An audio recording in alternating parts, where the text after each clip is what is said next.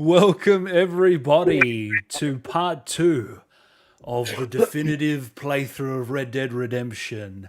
Today, we are joined by, of course, John Marston himself, Rob Weedoff. How are you, Rob?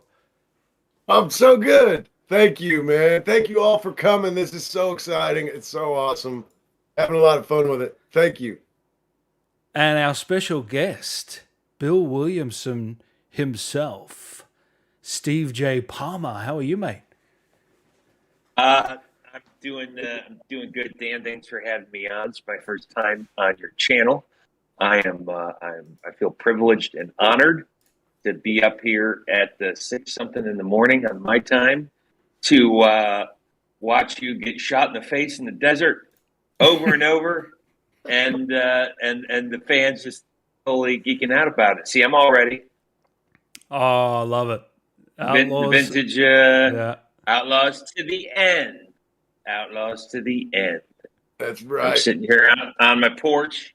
We were talking. I'm a Gators. I am so excited about college football. About to start, or actually started yesterday. And then, I love this time of year. Let's do it. Hey guys, you can hear us all good. Just let us know if you can hear us all good. We had a couple of tech issues last week, but they should be all ironed out. Today we're hopefully going to get to Fort Mercer where we assault. I think we've got about 14 or 15 missions to get there, so we'll see how we go. That's the target. Yeah. We made some good progress last week, me and Rob. Didn't we, Rob? How'd you find it? Yeah. It's fascinating, man. It's just really to see it. I mean, I've seen it. I have seen it on YouTube, so I can't pretend like this is the first time I've ever seen any of this footage. But to watch it actually be played through with someone is quite the experience. It's awesome. Yeah. Really. And of course, guys, I'm on the sticks again. I'm playing. We're playing on an Xbox Series X. These two are going to watch, commentate, and any stories they've got. Should be a lot of fun. Rob, you've got a YouTube. Did you get that cracking? I did. I do have a YouTube channel, and it's the same username. Whoa, Rob, as I have. you've gone static on us, mate. Are you there? Oh no! The chicken keeps failing. No! No, We Can can you hear. hear me? We can hear. we can hear you, but it's like you look like a scan bar at a grocery store. You look like you're like $5.99 on sale. We scan. Turn your Well, video I off don't- and on, Rob. That should help, maybe. All right, let's do this. Turn off camera. I thought I was going to be the one with technical difficulties today because I can't tell if I'm freezing up. I think I'm back now. I'm back. Yep, you're back. The Just fans. remember, guys, well, I'm in Australia, Steve's in LA, and Rob's in Indiana. So there is some tech here to get this working, but we're all up and ready to go. Before we get into it, guys, thanks for sharing all those clips. I know there was some really good ones on TikTok. Dutch still has a plan on TikTok. He posted one. I don't know if you saw it, Rob. 100,000 views. That was great. Keep them coming. They're great. Speaking of TikTok, Rob had quite a funny video on there in Instagram. Do you want to share that underwear story, Rob? Oh, yeah. I don't know why. Honestly, people would comment and say, "Yeah, I'm so glad that you shared that information. What am I supposed to do with that information?" I think I don't. It's every now and then. I'm just gonna let you know some random information about myself, like the day that I accidentally went to work with my underwear on inside out for the entire day. I had no idea till I went to take a shower and realized, you know what? Whatever. I guess if it's something that puts a smile on your face, that's what it's for. But that really did happen. Has that happened to you recently, Steve? I didn't put it on inside out. I've been in a rush and I put it on backwards, which is Backwards? probably worse. Jeez. Yeah. Yeah. It's like a G-string. And then you just realize because I wear the boxer briefs. So there's something for the fans. No, but Uh, yeah. But then you realize you're on, and you just switch them around. So nothing that can't fix in 2 seconds. But yeah, we all do silly things when we're in a rush or time, or we're not thinking. So beautiful. yeah, I don't know if they're inside out, but they're front is back and back. Um, I'll wear a dress shirt and then have like a white tee or a V-neck underneath. And sometimes when I'm rushing, the t-shirt is inside out. If it's a white undershirt, who gives a crap? Because no one's going to see the tag, I don't think, and it's gonna absorb the sweat the same way as a guy who's dealing with the heat in the LA summer. But yeah, yeah, who's gonna pick that out? A very boring, sad person's gonna pick that out. It's like that's what you have time to do. Notice that my undershirt's inside out. So I love your cup, by the what are you way. gonna do? Yoda. I love my cup too. It's funny because I have a collection of coffee mugs people aren't privy to. I have like almost a original Star Trek coffee mug of all the original cast. I have a Smurf one. I have a Puss in Boots one from Shrek. I have had an nice Elvis one that broke. That was a sad day. But I have a bunch of cool collector coffee mugs that I should probably showcase more. But I just feel like the force is with me as we play Red Dead. So I'm drinking out of Yoda's head. Hey, Rob, everyone here is asking if you can see the chat. Steve can't see the chat, so we're going to relay to him. I can actually see the chat. You can see it now, but when we switch to the game, I have to do that. Yeah, when we switch to the game, it'll be difficult. But Rob, everyone's asking, where's that cow? There it is. Here we go. He's onto it. Yeah, he's got the cowboy hat. Yeah, they said we can't start unless you got that on, Rob. So what?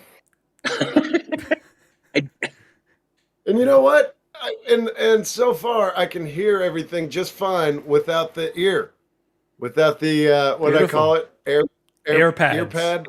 Ear pads, yeah. An iPad and an AirPod, yeah, put together. It's exactly. Yeah. It looks good. I love that hat, by the way. The first time I saw Rob wear that hat was SAC Anime in 2019. Yeah. And I love that hat. That's a cool hat. Thank you.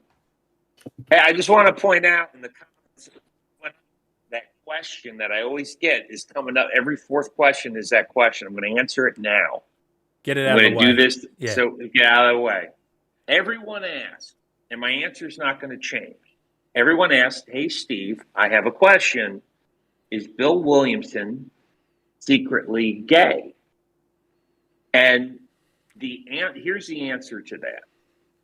Yes, there are parts in Red Dead 2 that hint that he might be. And if not particularly gay, he might be bisexual. We don't know. It's something that's played with, and if people look for clues, it is something that can be put together. The answer to that, however, is I can, as an actor, I can only work with what the writers give me in script. The true answer is Bill Williamson gay? The answer is that depends on what the writers want in the end. Rob and I have talked about it. Our guess is as good as the fans out there, whether or not there's going to be like another prequel, Red Dead 3, what have you. But I would say that in the end, it is up to Rockstar Games and the writers to determine what that is. If they did another game and they wanted to explore that, I am all for that. And I would do my best as an actor to explore that in a genuine sense. But it's not up to me to say. I personally think it's better left ambiguous, because by doing that, you can you kind of can include everybody. There's something. I think there's something to be said about that question remaining ambiguous, because by doing so, I think that it can include more people as far as what they think Bill is going through. If whether he has PTSD and is gay, if he's PTSD, there was no term for it then. He might be either asexual or pansexual. I don't know. There's someone out there that fits in those categories who might see Bill that way. So who are we to tell them what's going on in Bill's head? I mean, that's the question for the ages, as far as like trying to break down characters. What's Bill thinking, or what's any character? But to be honest, and I wanted to tackle this early, so I get that question a lot, and I think that that's the best answer. When it really comes down to it, it's up to the wonderful writing staff at Rockstar to flesh it out if they choose. But I believe that it's more interesting if that remains an ambiguous part of his overall character. So great answer. That's the answer I'm sticking with. Yeah, thank you for that. No, that's great. Yeah. And another question we get a lot is there going to be a Red Dead Redemption remake? None of us know, and even if these guys did, they're not telling us anyway, right? Well, let's hope they do one day, but at the moment I'm pretty sure they're working on Grand Theft Auto 6. And another question we get as well is, will we end up playing Red Dead 2 after this stream? Well, let's just finish this one first, one step at a time, guys. If this is a success, if people enjoy this, if we get enough support, then we will look at doing another one down the line. Few things that we need to address before we get going. I've bumped up the video quality, so that should be good. The bit rate's up.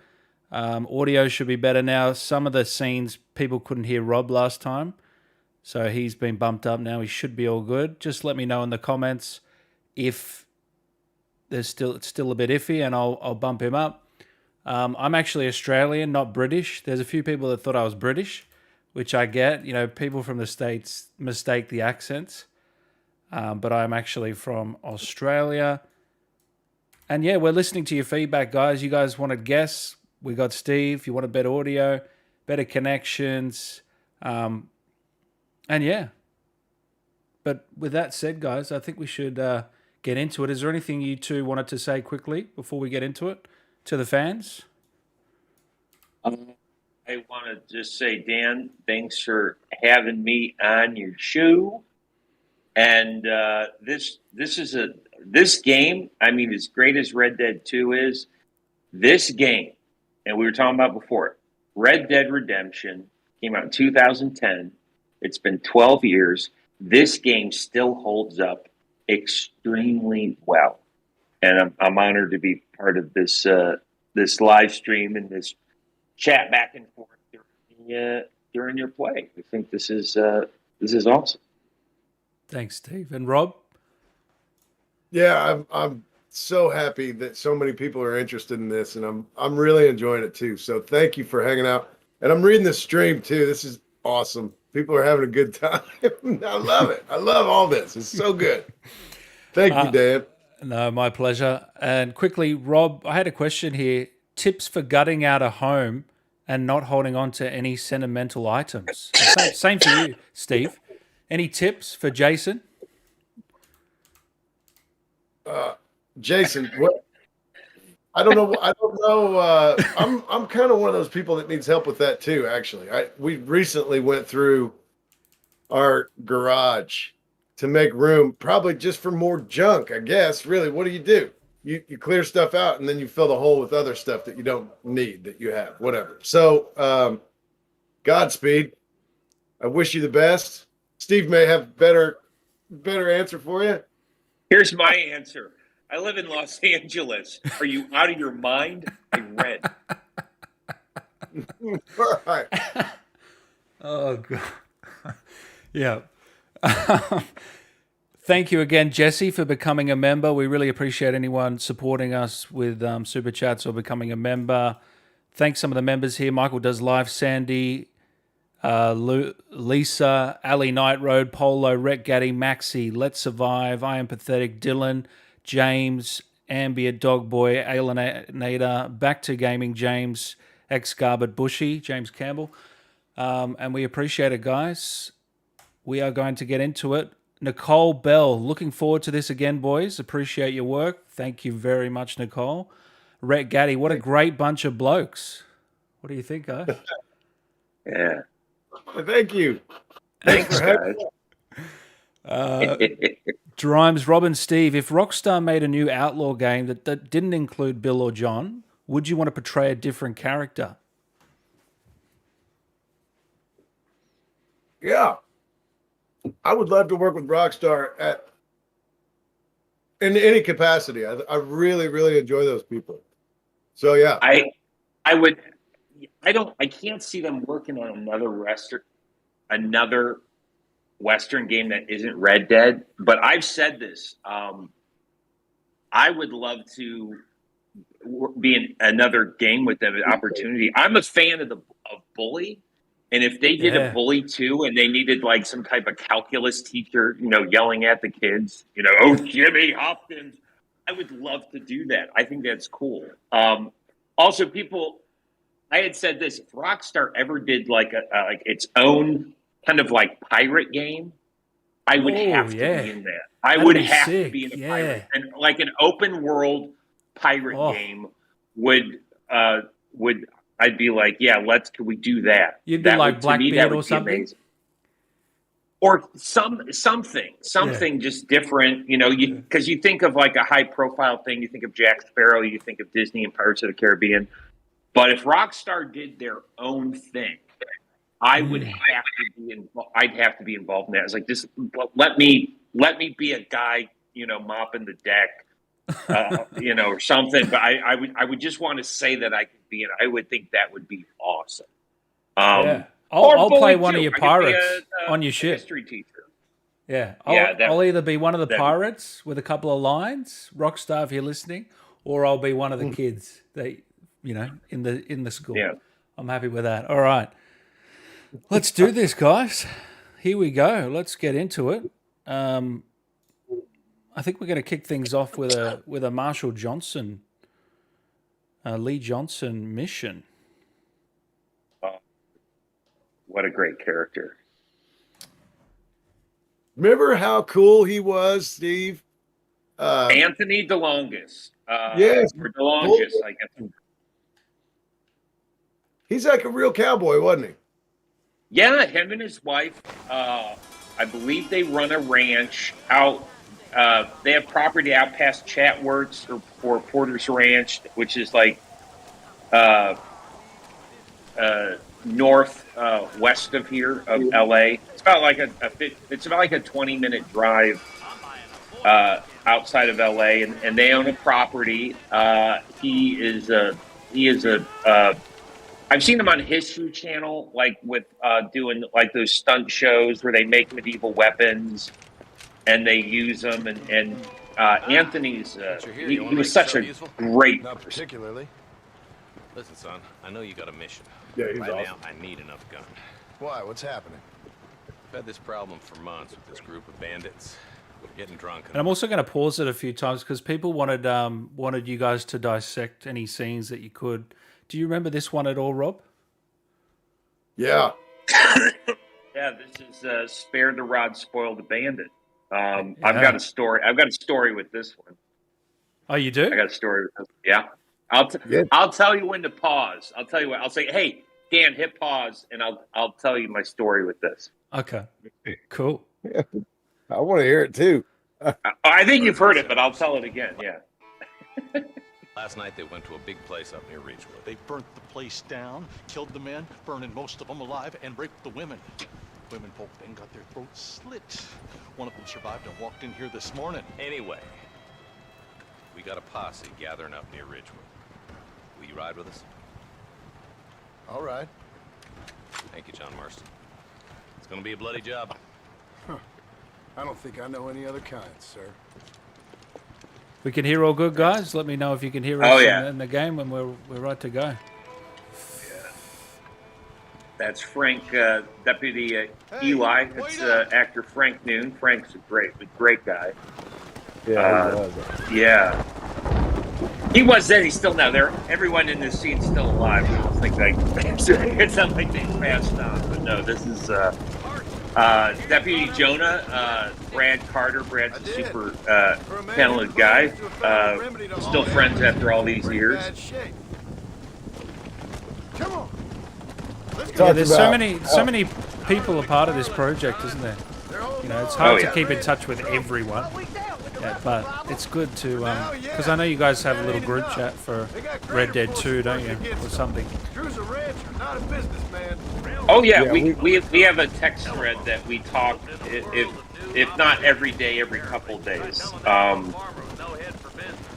Yeah. Yeah, it's good. It's a lot of support for each other and a lot of making fun of each other, and it's good. It's just fun. Yeah. Good stuff. Good people. Yeah.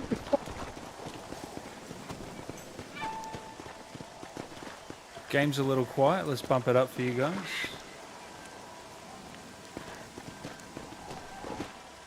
Ain't no survivors here, Marshal.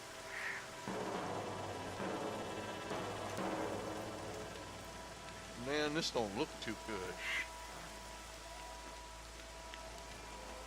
Somebody was so busy killing people, they went and dropped their gun.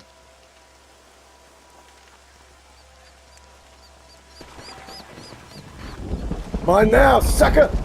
I think that's what John said then, wasn't it? Yeah. Nobody knows. I'm just going to add lines in every now and then. Yeah. Is it still weird hearing your voice, both of you guys, Yeah. in a game? Like, I mean, I'm used to it. You know, but the fact that it's cool. You know, but that's not just the voice. That's our movement. That's us doing everything. You know, and it's just the technology was awesome then, and it's even better now. But like I said, this stuff still holds up. It still holds up, and that's the great thing about Rockstar is they do such amazing work that when they finally, you know, they take their sweet time. But when they finally drop something, that thing, whatever it is going to last the test of time, and they know it. So that's why so they're like, we don't have to check in with anyone. Take Two is cool with. They're like, yeah, you do awesome. Take your time, and they do that. And then when it's done, they drop it. It's like boom, and then everyone's like, hey, and that's just how they go, and it works every time. So. Yeah.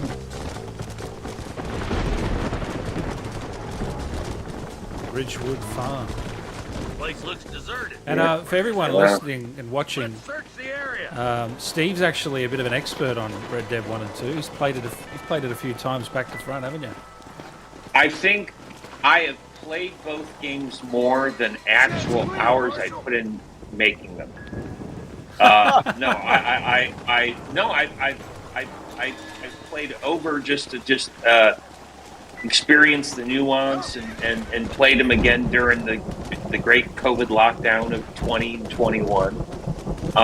Yeah. But I think one of the cool things, if you look at the graphics of both games, like when the sunrise coming up, that was so therapeutic for people in the last couple of years who were afraid to go outside.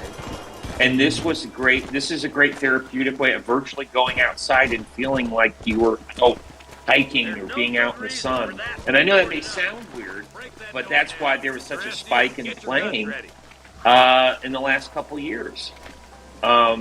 Because it's like, oh, I'm outside. I can't wait to do this in real life. You know, have a campfire. Yeah. Some people did, but it's different. Like people in cities and stuff. Oh. This was a safe space. Shit. Yep. Look at this. Yeah. Holy sweet mother of mercy. Please don't shoot me. Some bandits came by and took us hostage. They're holed up in the farmhouse. Some of my family is being kept hostage inside.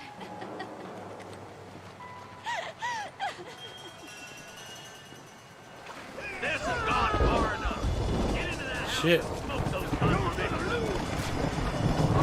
What's with Barnes in this game just having bad endings? I know, right? Yeah.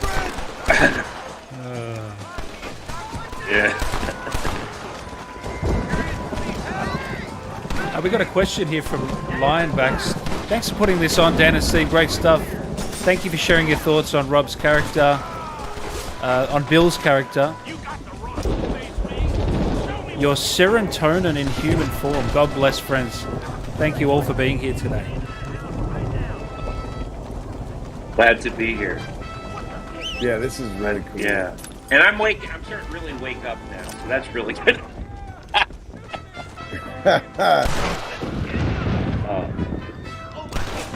And looking at the sky, it's nice and overcast and cool out, so it's like, oh, this is perfect.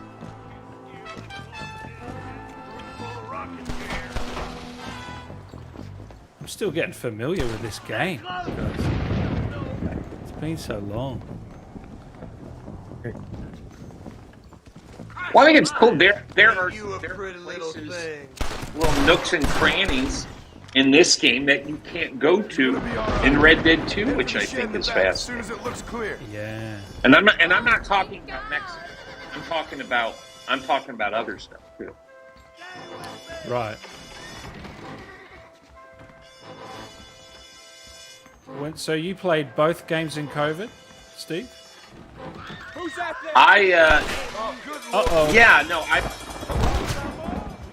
And that's what happens when you, No, that's what happens when a shit. hostage dies, guys. look what I did. I distracted. Well, we got started. Smoke those sons of bitches. Accidentally shot her right in the face, right in the teeth. Go to that vent stand and you kill that bastard first. Oh, Let him be the first one. Or well, kill the guys. Yeah. I've got my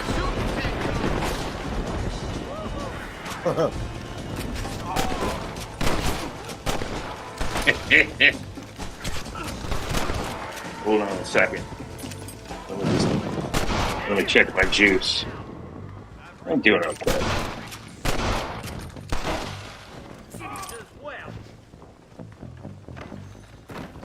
all right. Let's go and deal with this hostage the right Yeah. way, eh?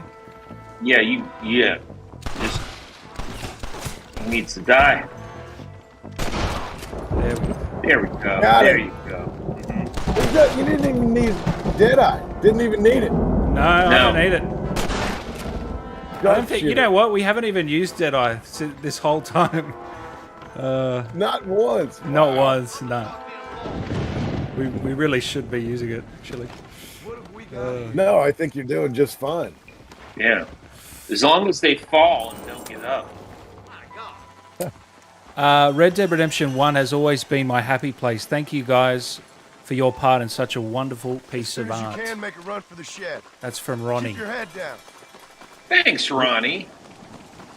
Yeah, thank you so much, Ronnie. So glad people enjoyed it so much. Yeah. I get it. I mean, I get it. But then some robbers started chasing him down like wild dogs. I thought you were supposed to protect us, Marshal. You folk-eating men. You ain't nothing. You're just some man on a government payroll taking money that the rest of us have to pay for with our lives. What is wrong with this country? Mount up, men. The man that kills the boss of that bunch gets $50. It ain't about the money, Marshal. These are people's lives. People's homes. Do you remember that actor, Rob? She's actually really convincing. I honestly, I've got cold chills all over again because I remember that. Yeah? That was early on too, and I remember thinking like, these people are really, really doing it. That was intense. I remember that. Did you have a moment like that on set? Sorry to cut you off, Rob. Did you have a moment like that on set, Steve? Maybe. All this sure looks like they're You handling. thought, wow, look at this performance from this actor. Or, Oh no, there was Let's just say no, he's in a complicated I'm trying to think transaction. of the. There are definitely moments like that in Red Dead 2, because there were certain more moments, but we did one scene Like family. If this is how you treat your family, with I Peter hate to see what you Blomquist. do to your enemies. That was a lifetime As ago. I think a scene where he's at the table Somebody on the cliff. with Joe and Cleet in Beaver's Hollow. You just walk away now, John. Oh, here we I go. didn't kill you before, but I sure as shit will now. Get yourself down here, Bill. You know you ain't man enough to stop me. You know I don't want to kill you, but I will. You always did have a high opinion of yourself, John. Dutch always said you were an arrogant son of a bitch. I guess he was about right. Get him, boys! Brilliant. Everybody, take Oh, cover! that's it. In that Steve, shed! remember. Go ahead, finish your story, and No, then no, I I'll I pause was it for just you saying- guys. I'll pause it for you guys. Go ahead. There, to answer your question, there's one scene that they're sitting at that back table by the cave at Beaver's Hollow, and Joe and Cleet are on either end. It's like when they first get to Beaver's Hollow, and Arthur will go up and he's like, "Whoa, who the hell are these guys?" And Mike is introducing him. Peter did this take where he's just sitting there, like chewing on the bottom of his lip, and then he does this thing where he starts gritting his teeth and he just starts sucking the air in between his teeth. So I was like, Yeah. and it was just this chilling moment and little things he was doing. And I guess the actors, Joe or Cleet, weren't there that day, or I think I was sitting in just as a body double for either Joe or Cleet. And I was watching that scene with him and Arthur, or him and Roger, and I was just like, "Oh, that was just one of my favorite moments. It was just nice." Peter had a lot of those. He was Oh yeah. Stand here. Stay in cover. so cool. Watch your Well, head. here's what I want to know, because I was talking about this on the first installment of this. I guess was when we first started working. They had you up in the God, how he's hallway. dead up guy. above. They're coming at us from Yeah. all sides. Keep going, Rob. Sorry. Yeah. Did Yes, they- there was that built-up thing, and I was feeling where I was kind of scared of heights, but I didn't mind going up there because it helped with it helped. I said, well, I can climb up there to help with Rob's line of sight, at least because they weren't filming me, they were filming you, and you're like, if you don't mind. And I went up there and did it, and then there was this weird upper balcony in the volume there at I think that was Perspective Studios. That was in Santa Monica. Because I never went to New York on Red Dead 1. All my stuff was done in Santa Monica. They had rented a space they used down by it's like down by the beach, just a few blocks up from the Santa Monica Pier, which was a great place to go. Yeah, but I used to climb up there and do it, and I remember doing that for the very first scene that we did together, where Yeah. John walks up to Fort Mercer and Coming down the hill. but then did we do it again for that scene just now? Because I can't remember if we were both standing on the same ground you were talking to the floor. no, and I was because talking to you. they built a rise that kind of looked like a hanging platform, like it was kind of up. I only climbed up for the Fort Mercer thing. I think for the other one, I climbed up on a precipice that they built, but but I didn't go in the rafters like I did before because it was it involved another actor, the person doubling there for Norman Deek. And the thing is when we did that, the actor who played Norman Deek, James Carroll, had I don't think he was cast yet, so they didn't know who to do it. So this scene coming up, James Carroll is not Norman Deep. You got to kill all these guys, and then I'll tell you when to pause. It's coming Just up heard a here. Wilhelm scream, by the way. Yeah, oh yeah. Yeah. Look what I got here. Here we go. Pause it. Pause There's it. something that you're still Pause it. breathing. All right. So there's Brad Carter. He's about to hog ride Norman Deek. That is not James Carroll. James Carroll was not there that day. That is me doing the motion capture for Norman Deek, and Brad Carter as Deputy Jonah is about to, he's like, "Come on, squeal, squeal," and he got on top of me. And I don't know if you remember this, Rob. We had to keep doing the scene because Anthony DeLongis kept laughing because it not just is like I'm a big guy on all fours and Brad's a lot smaller, and we both had our beards at the time, so he's one smaller guy riding a bigger beard, but we're in these pajamas with the ping pong balls, and he's getting on top of me, and when you can hear like the Velcro snack and like a couple balls are bouncing off. It was just one of the weirdest things, and we had to shoot it like 5 times because everyone kept breaking and laughing. Oh man! Because it just looked wrong. Oh, Oh, they're But the funniest yeah, things, this is me right here, being asked to squeal like a pig. That's me. Come on, boy. Come on, Bessie. Give. Oh. Norman Deek. oh. Nice to see you again, buddy. Thanks for your help, John. Norman here is going to help us get to Bill. Ain't you, Norman? Thank you, Mr. Dick. Mighty kind. Fuck you. Hog time. Let's get him to jail. Get him to jail. Also, there's something I want to point out about this mission, Dan. This is just like has to do with the theory. Yeah. There are people that they look at Bill and then like where he was in Red Dead 2. We're talking about like the story chronologically, and what happens to the character. And they say, well, he turned bad and stuff, and I think it goes into people like, well, he's theorized to be gay or whatever in the first game, but then he goes and he does all these horrible things like he assaults and it looks like it hints towards rape or things like that. I will say about this is only my personal theory about Bill when it comes to the original game with the story, is that his gang in this mission that you just finished did atrocious things.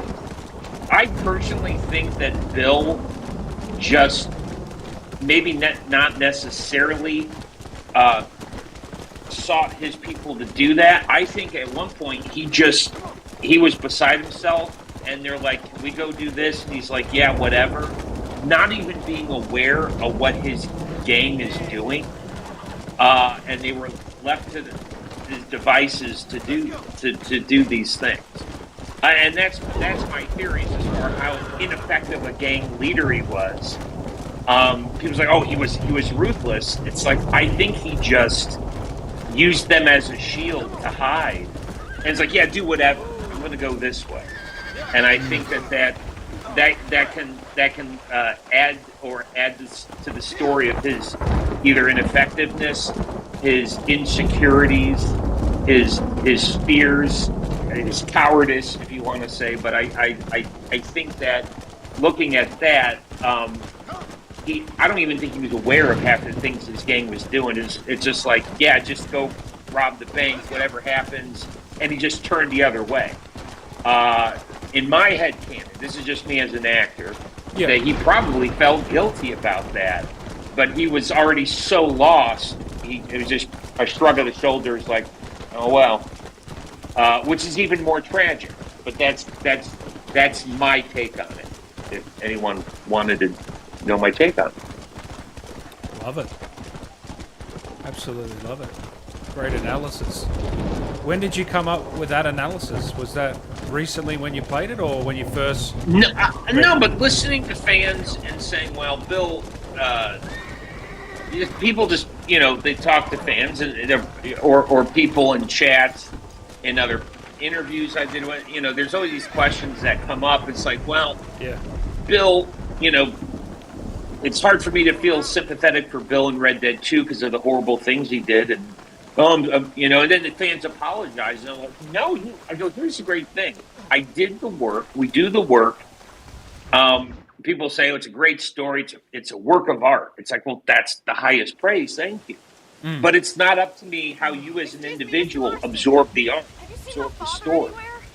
And one day, Rob and I will be long gone from the earth, and they'll remaster this game for people on their spaceships or whatever, like far in the future, if we're that lucky. And people are going to absorb the story, the characters, how they want to absorb it. And who are we to say that is right or wrong? It's like we did our jobs as storytellers. How you absorb it, there's no right or wrong answer for that. So some people are like, well, I still don't like Bill, and there'll be people, it's just like, well, I don't like the end of Red Dead 2 because Bill sided with Micah. And it's like, well, he didn't side with Micah. He sided with Dutch.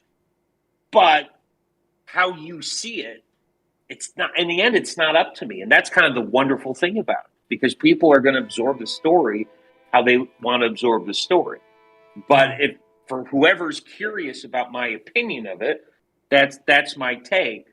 But that's an interesting thing. People are going to have their different takes, and they're not wrong because everyone absorbs the story differently. It's up to interpretation. Yeah, exactly. Exactly.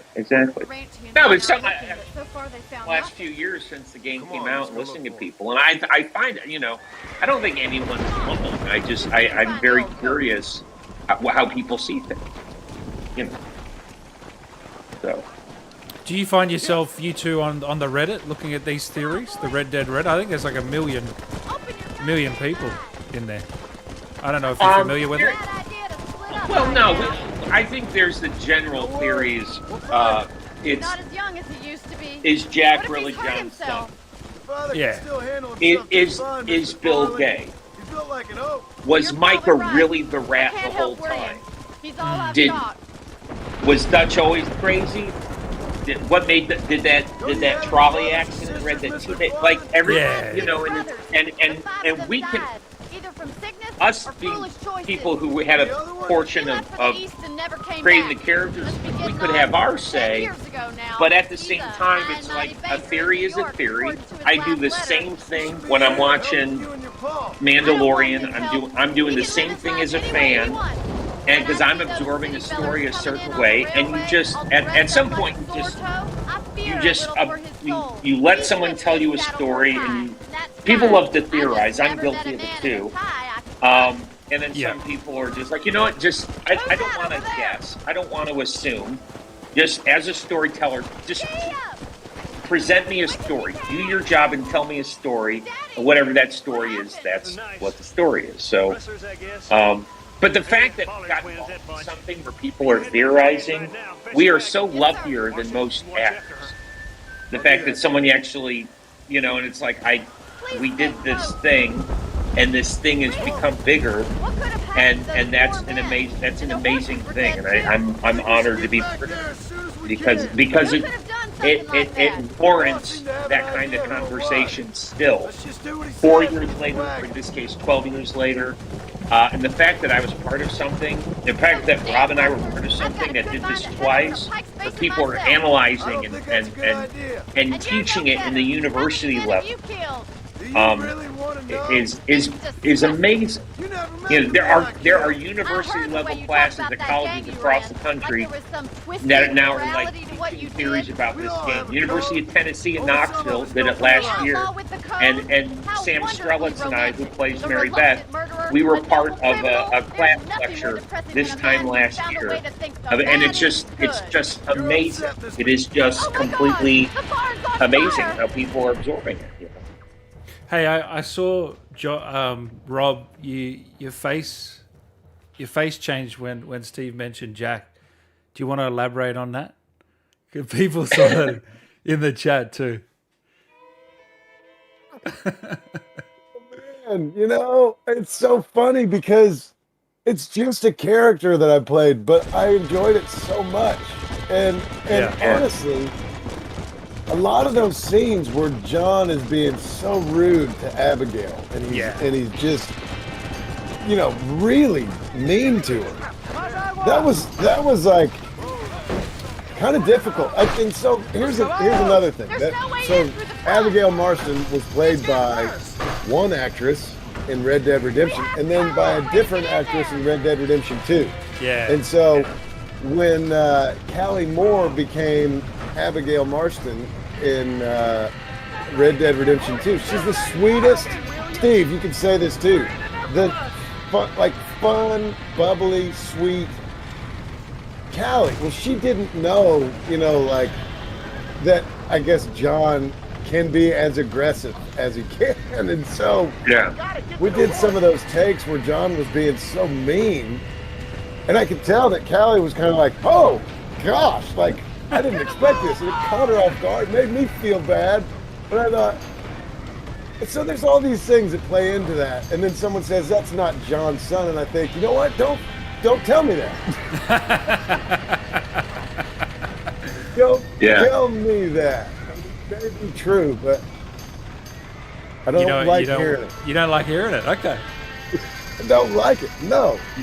Well, the truth is, he is your son, no matter what the biology. And that's the beautiful thing about the game is the bond is strong, where you can theorize it, but when it comes down to it, he is your son because he wouldn't. At the end of this game, he wouldn't have done what he did if he wasn't your son. And to you, he was dad. So that's what's important. Whoever the sperm donor is, that's your boy. But I get it. Yeah. It's like I got my head cannon. You shut your mouth because this is what I think. Yeah. I just saw a comment that said they all had her, Rob. Remember that. I'm going to scroll back down. I'm going to find out your name, friend. Guys, you can hear us all good right over this game. I'm just going to double check here. You can hear us all good. And while we wait for an answer, let me check my juice here. Ebony here says, I would sneak into my sister's room to play Red Dead 1. She would delete my progress every time, so I never made it past the McFarlane Ranch missions. Still the best gaming experience I've ever had when I was young. That's mean. That's so mean. Way it goes, though, isn't it? Sneaking around. Yeah, my sister would never. Well, when we were growing up in the 80s, we played Dig Dug and Nintendo, and there really wasn't. Yeah, it wasn't a game like this, but oh my god, jeez. Oh man, it's like, dude, what did you do? CH, thank you so much. By the way, for becoming a member, I appreciate that, CH. Thank you so much for the support. All right, let's slap the last horse. Were you actually slapping these horses in the mocap, Rob? No. Thank God they didn't have me do that. Yeah. No, but were you there the day, Steve, that they brought a horse in and we rode the horse? No, I wasn't there. I was not there that day, and I wanted to be because I love horses. But yeah, it was so cool. They put the markers, the little reflective markers on half of the horse, and then they just mirrored the other half, so they were able to. But Anthony, the longest, was there, and he made that horse rear up. That was cool. I'd never actually seen that in person. It was really cool to see it happen. Sorry about all the. No, Anthony was an expert on horses and guns. My father fought. And I remember because when we had our guns in this game, and Anthony was on set. But there's one time I was playing with the gun, and I saw some. I don't know. I did it, I scarcely think but we're gonna be it's frightened like by it some kind of was white sort of trash. aimed, and he White took the trash barrels can like be pretty frightening. because he used to don't work frighten on me. set, and that's such a good practice. I remember looking at it, I was like, oh, I'm sorry. He's like, My family just owes you as a habit. great debt. But that's as you know, in working in the industry, that's a very important thing now. And this Anthony he was just a consummate professional, knew everything about weapons, about horses, and he's just a great person. If you want something authentic Western, to have that person on set to answer any question about authenticity or something, he was just the guy's just a master, and just a great guy with great sense of humor. But he's been in everything. I mean, if you look him up on IMDb and you look at his resume, your jaw's going to drop to see everything he's done as an actor, as a stunt coordinator. He's done everything. Yeah. Yeah, You and know. you mentioned that, and so Frank Noon, who was Marshall Eli. I think you got enough, Dan. Yeah. Deputy Eli. You saved my life. So I mentioned last time that he All I was ask of in you is Roadhouse, but Anthony was also in Roadhouse, wasn't he? I think Anthony Yeah. DeLongis and Frank Noon were both in Roadhouse, and then they worked Yeah, I together think again. I think they were, which is awesome because that movie is one of Swayze's best to me. Roadhouse is a great movie. Yeah, And I heard they talked about remaking that, and I'm like, could you please not? Could you just let that be the 80s gem that it is? Yeah, didn't you say Conor McGregor's in it, Rob, last week? Yeah, I think he's got the Swayze role. I think I'm not certain, but Yeah. it'll be good. It'll be a good movie. What? Of course it will. All right. Hey, I know. I get it. That's happening. Yeah. You're Oh remaking yeah. Roadhouse all right, guys, I'm leaving the chat. Hey, we're not making it. We're not involved.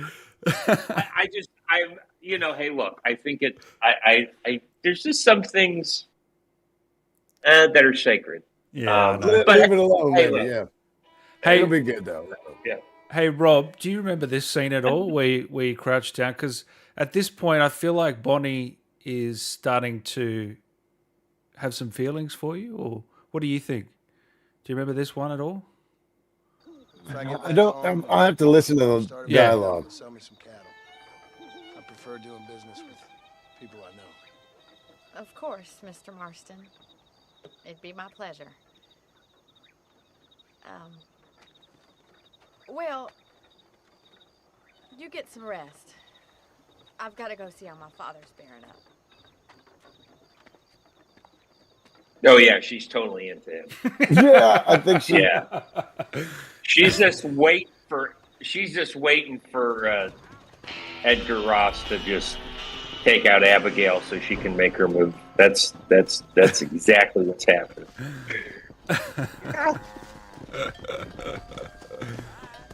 Yeah. No. Yeah. Well, I we've do only remember got, reading. yeah, go ahead, Rob. No, I'm sorry. I remember reading a lot about how people would say I really, really thought that John and Bonnie were going to get together, and I completely understand. I get it. I understand why. Yeah, they wanted to ship. Hold on, guys. I'm going to move inside because my phone's almost dead, and Yeah, go ahead. I'm going to take this party indoors. Take it indoors. What were you going to say, Dan? When I cut you off, sorry. I was just going to say, what was your favorite scene with Bonnie, with that actor? I'm trying to, you got to forgive me. I forget all the actors' names half the time. Well, Kimberly Irons. Kimberly Irons, yeah. I remember. What My was your sister's favorite name was Kimberly. favorite moment on set with her? Was there any special moments you remember? I remember. This is crazy, but I have no idea why this is the case. But there was a different actress for Bonnie for I think every bit of the performance capture part of Red Dead Redemption, and then so there was a woman who learned all the dialogue, performed it on set. I have no idea why it was changed to Kimberly, who then did the voice. I think it must have just been something. Who knows? Yeah. Well, so then So I never actually worked with her in person for Red Dead Redemption. I did for Undead Nightmare. And she's great. I mean, she's really cool and fun, and I think she's, enjoyed it. So one thing, though, that what stands out to me about working with Bonnie McFarlane, the original Bonnie McFarlane, is that we had these helmets on with, it held a camera out. I'm so sorry this chicken is right next to me laying an egg. No, I I'm don't think so we can sorry hear it. if It's that's all so good. loud. It's all good, Rob. Okay. Yeah. I feel like I'm yelling over the chicken. And I'm sorry. But so we had these helmets on that held your camera out. It also had a light on it so that it would, they would be able to capture all your facial expressions, eye movements, all the stuff. And at one point, we were doing this scene, and her light, it was flicking on and off like a strobe light. And I remember her looking at me as we're going through the scene. Nobody ever said cut, but she had this look on her face like, why haven't they said cut? Why haven't they said cut yet? My eyes are going, it's like a strobe light in my face. And I guess, obviously, some of the stuff you had to be there to really understand why it was so funny. But the look on her face, anyway. I mean, it's just, I guess, it would be on a blooper reel if we had one. It would definitely be part of it. Oh, where's the blooper reel, guys? Is there someone you can contact? I mean, what's it been, 12 years? Yeah. Shit. Yeah. I don't know. I would love to see one, too. I would love to see one. Are you all good, Steve, by the way? I noticed you're vertical. Yeah, my thing is locked and I won't unlock. I hit something and now because I'm a technical moron. And so what's happening? It's not going horizontal. No, I'm trying to turn my phone and it There won't. you are. It Yeah, won't. it did. It did? Yeah, it did. Yeah. There you go. You got it now. Yeah, but here's the thing. I'm seeing everything on the side. Oh. Oh, no. I don't know what happened. I just touched it. Okay, we need a pro in the chat. How do we fix this? Someone in the chat. We need you're an iPhone user? Yeah. How did that happen? Yeah, someone will know. Does it rotate? Did I hit something where it's on rotate lock? Check the rotation lock is turned off. Yeah. Right, Check the rotation lock is off, Find out what Steve. he knows. Fucking is. All Where is right. he, Marston? Who? Who? Where is Where are you, rotation fucking lock? scum? That's Where's located where? I don't know. I haven't seen her since after the fire.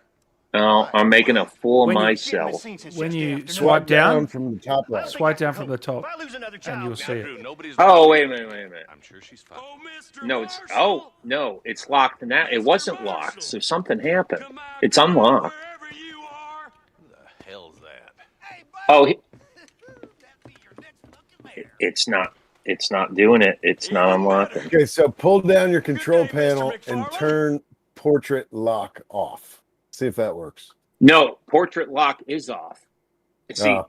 now I've turned it on. Okay, I turned it on. Let's see if it does a weird reverse thing. No, it's off. It's off. It's something's happening. Toggle on and off, they said. If not, quit Discord and come back if you want. It should fix it too. All right. Sorry, Get guys. on that horse, boy, or I'll shoot. Yeah, no. It's all good.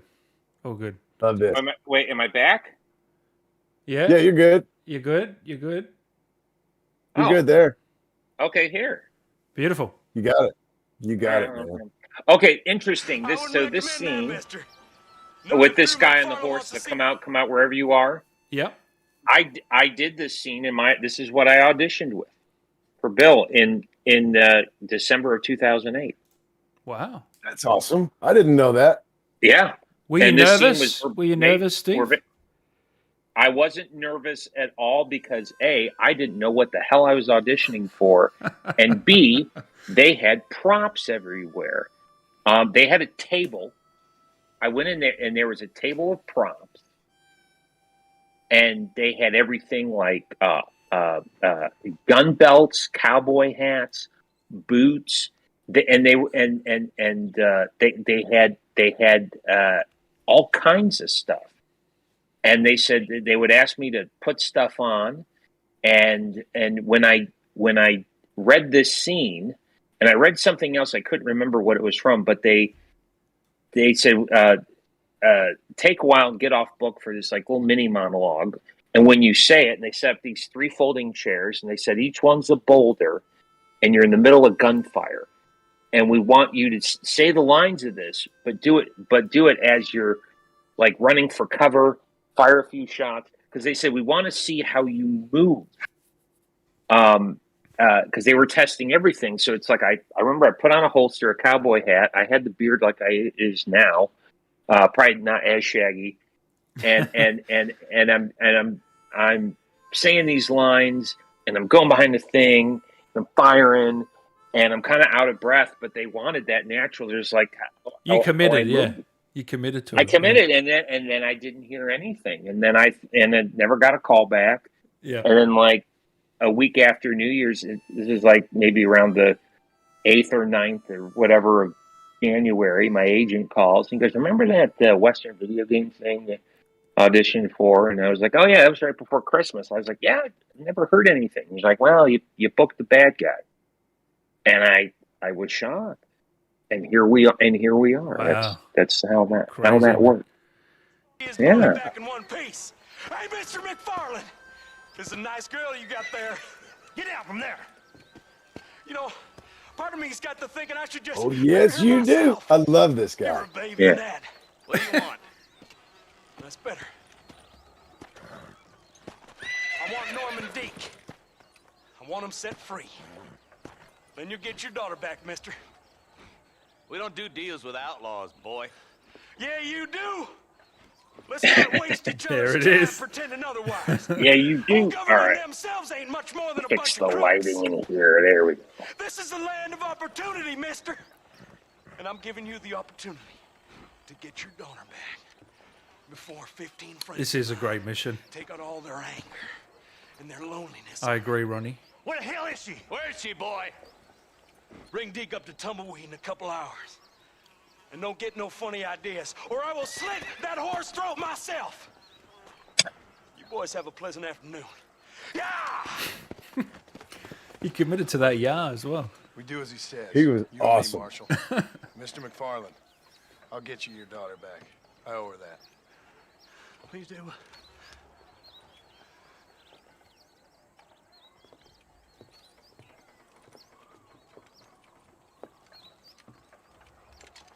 I'll teach you some respect for the law. Was that on the page? Hand on the shoulder? Do you remember? Hurry up, boy. Let's go. I don't know. Quick as you can, Dick. Our director was Make so sure it's tied on good. because he knew the technology. You got to remember, we didn't see any of this stuff, but he knew. Like I mentioned the first time, if you just sit still, if you sit perfectly still, you're going to look like a statue in the game. So you have to always be moving a little bit, whatever. And he would add in things like that, like just make it look more real. There's a point where he had John walks into the marshal's office and starts talking to him, and then realizes that he's got something stuck to the bottom of his shoe. And he said he did. He would direct me, like do things like that. Make yourself be alive. It's so cool. It's just so cool how. Don't you think, Steve? Like the way that they do things to push the technology to its absolute threshold, right? But they don't know. They don't know the threshold. So how do they know how to put? It's insane to me. How do they know? They They don't. You know what? Rockstar doesn't know because they're the ones that are creating the line. Williamson's right-hand Yeah. man. They create the line. They do. They whatever the line was before. They whatever the bar is set, it's because they set it.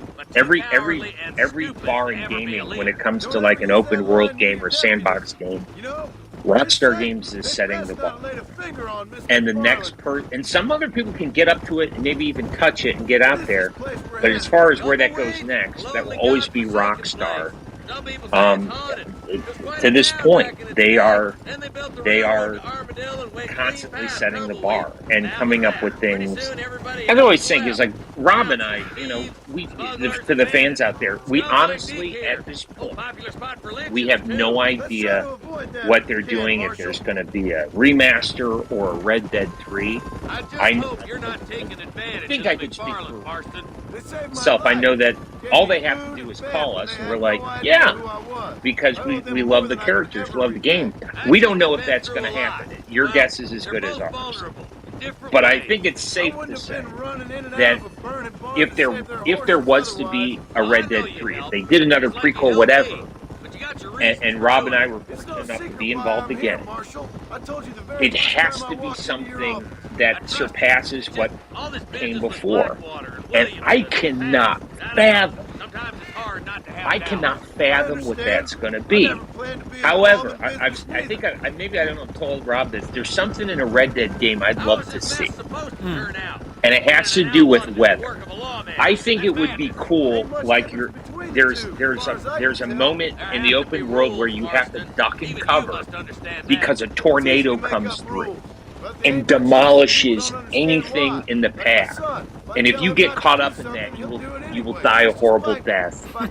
And it'll knock you. But I was thinking, it's like we've seen when the rain comes in, but we've never seen an active funnel cloud. Because that's an idea. Like, if anyone's going to do something like that, that's Rockstar Games. And if someone's watching this right now with Rockstar saying, how the hell did he know? Damn it, we're going to, click. But that would be something that is totally in par with the Wild West that we haven't seen. But as great as that sounds, they are the company that would take that awesomeness and then surpass it with something else that we haven't thought of. And that's just, and so, it's just, they're going to set the bar, and then our jaws are going to unhinge off our heads and fall on the ground, and that's what's going to happen, because that's what keeps happening. Hannah says if it was a flood, John would be in trouble. Yes. Yeah. Yeah. Oh my goodness. Yeah. A lifeguard when I was in high school. That's no joke. I used to be a lifeguard. I know, you mentioned Rob, that before. Hey, remember the video we made in Philadelphia at the hotel during the convention of you swimming? We swim. I still have it on my phone because he's like, "Hey, make a video of me swimming a few laps so people know I can frickin' swim." And so we made this video. Yeah. I think I've seen. Have I seen that? Is it on YouTube? I feel like it has to be. Yeah. Some of our videos made the rounds, but yeah, he's like, "Still, Steve, film me," and I'm like, "Yeah, let's show him you can swim." He's like, "Look." Oh, that was such a fun weekend. Gabrielle, I remember he was so bummed out about my farmer's tan because I work outside and I wear a shirt when I'm at work, and so when you see that video, you're going to know exactly what I'm talking about. But yeah, Gabrielle was genuinely bummed out about it. He was like, "Man, you got to fix that." Metahan Ekran here says, Bill Williamson in Rob's deep, low voice. Yeah. Yeah. Can we hear it, Rob? Bill Williamson. Thank you for indulging. Hannah Faith, Red Dead 1 is like home to me. Thank you all for this so much. Hannah. Awesome. Yeah. Joan, Red Dead 2. I believe Red Dead 2 is the best game I've ever played. Well, this is Red Dead 1. Come on. Yeah. There'd be no Red Dead 2 if it wasn't for this game. Well, and I remember I saw someone, Rhett Gaddy here, he said this game was ahead of its time, which most Rockstar games are ahead of their time, actually. Yeah. Even Red Dead 2 hasn't been matched yet in terms of its details, I believe. Tanya, thank you so much for becoming a member. We really appreciate it. Chuck New. Only thing I wish we got more in the second game was bonding moments between John and the gang to help him form his relationships from the first. What do you think about that? Rob? I think they're there. They're there. I think they're there too. Yeah. They're there. And You'll be exchanging the prisoner for we Bonnie did in the middle of so town. much stuff with those campfire scenes. Keep your eyes open. And I I think sincerely doubt it's these all scum dependent on the burn the place player. there. How much time do you want to spend in camp 100%. and listen to the conversation? 100%. If you hang out in camp long enough and listen to everything, all those moments are set in the code. It's just up to you. It's up to the player. So I would respectfully push back on that. I think that there are some tremendous bonding moments. There's stuff between Rob and I've always said this at other interviews. My favorite scene is the party that's thrown when Sean is rescued, and it's that conversation. Both John and Bill are drunk, and so one time they're getting along, and it's Bill being honest, basically admitting how jealous he is of John, but he's not aggressive about it. He's kind of like I'm actually really jealous of him. And yeah, the moments are there. It's up to you to mine them if you so choose. Yeah. But some people don't because they're like, I'm gonna go shoot a bear, and Yeah, then that's what you do, and it's like, all right, that's fine. There's no wrong way to play it. You can play it one way, and then you can 100% it, and then you can start it from the beginning and play it a whole different way. That's one of the great things about it. There's a lot of gems in that campfire, though. I agree. Yeah. Those were awesome to shoot. I loved it. Yeah. You gotta understand how tough Bonnie McFarlane is to be hanging this long and still live. That's a tough woman. Yeah, I know, right? Shit. That's yeah.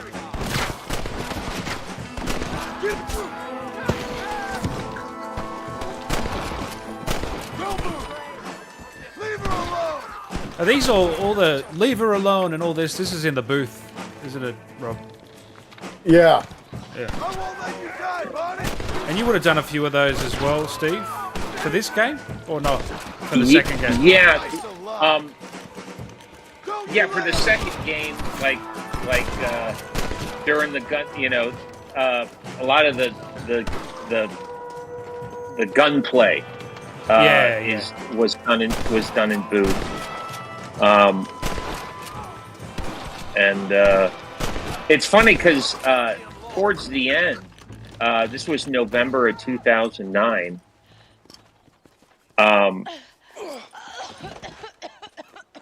God, she has a strong neck. She should be dead. That's how awesome Bonnie is. Bonnie, are you okay? I was like, Dan, you could have shot the rope starting off, but you Shit, just I kind of forgot. let her. Yeah, Like, I forgot. I feel bad now. I forgot you Yeah. could shoot the fucking rope. Oh no. Yeah. Shit. Exactly Yeah, helping me. Dan, what the hell's wrong with you? I know. I'm What am I thinking? Shit. I kind of like to see her burn. It's like Rob. They do things different in Australia, apparently. Oh god. People are way tougher in Australia. Yeah. Yeah, It's all the creepy crawlies and animals around here. Hey? yeah.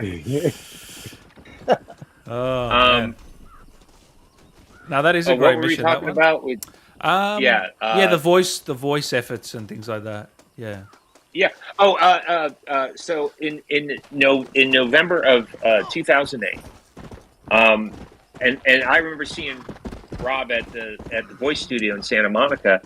That is, we went in for stuff. We were doing this extra kind of ADR and VO, and the stuff in that November session ended up being what our characters say in Red Dead 1 multiplayer when you can play, because you can play Bill Williamson in multiplayer in this game for Red Dead 1, and he basically runs around screaming and cursing. And everything's kind of aimed at John in it.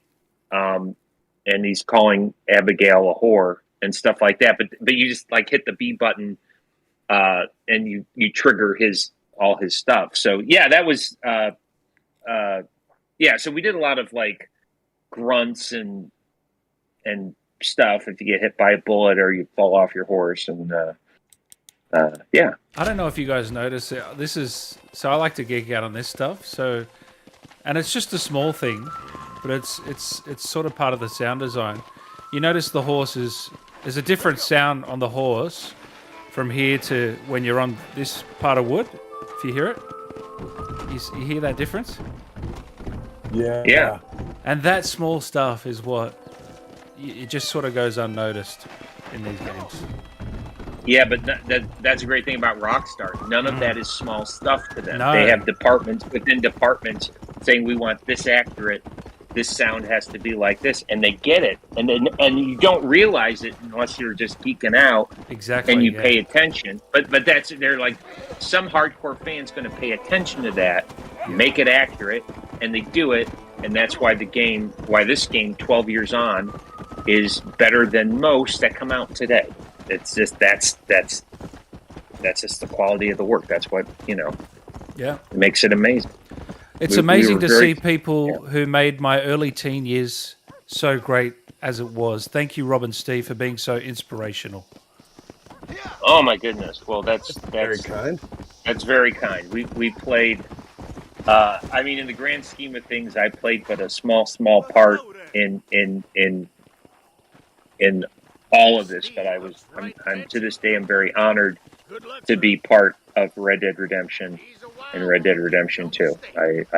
I'm humbled by it, and fans are great, and I'm very happy that after all this time, these games are still bringing so much enjoyment to people. It's an honor. I'm very lucky. Love that. I feel exactly the same way. It's not only were we fortunate enough to be part of something that's been so cool for so many people. Yeah. We also get to interact with the fans, and a lot of people worked on these games to make them look the way they do. Yeah. And work the way they do, and sound the way they do. Everything we're talking about, and I would love for them to have the opportunity to interact with fans and hear the appreciation that we hear, because they do so much work. So much. Absolutely.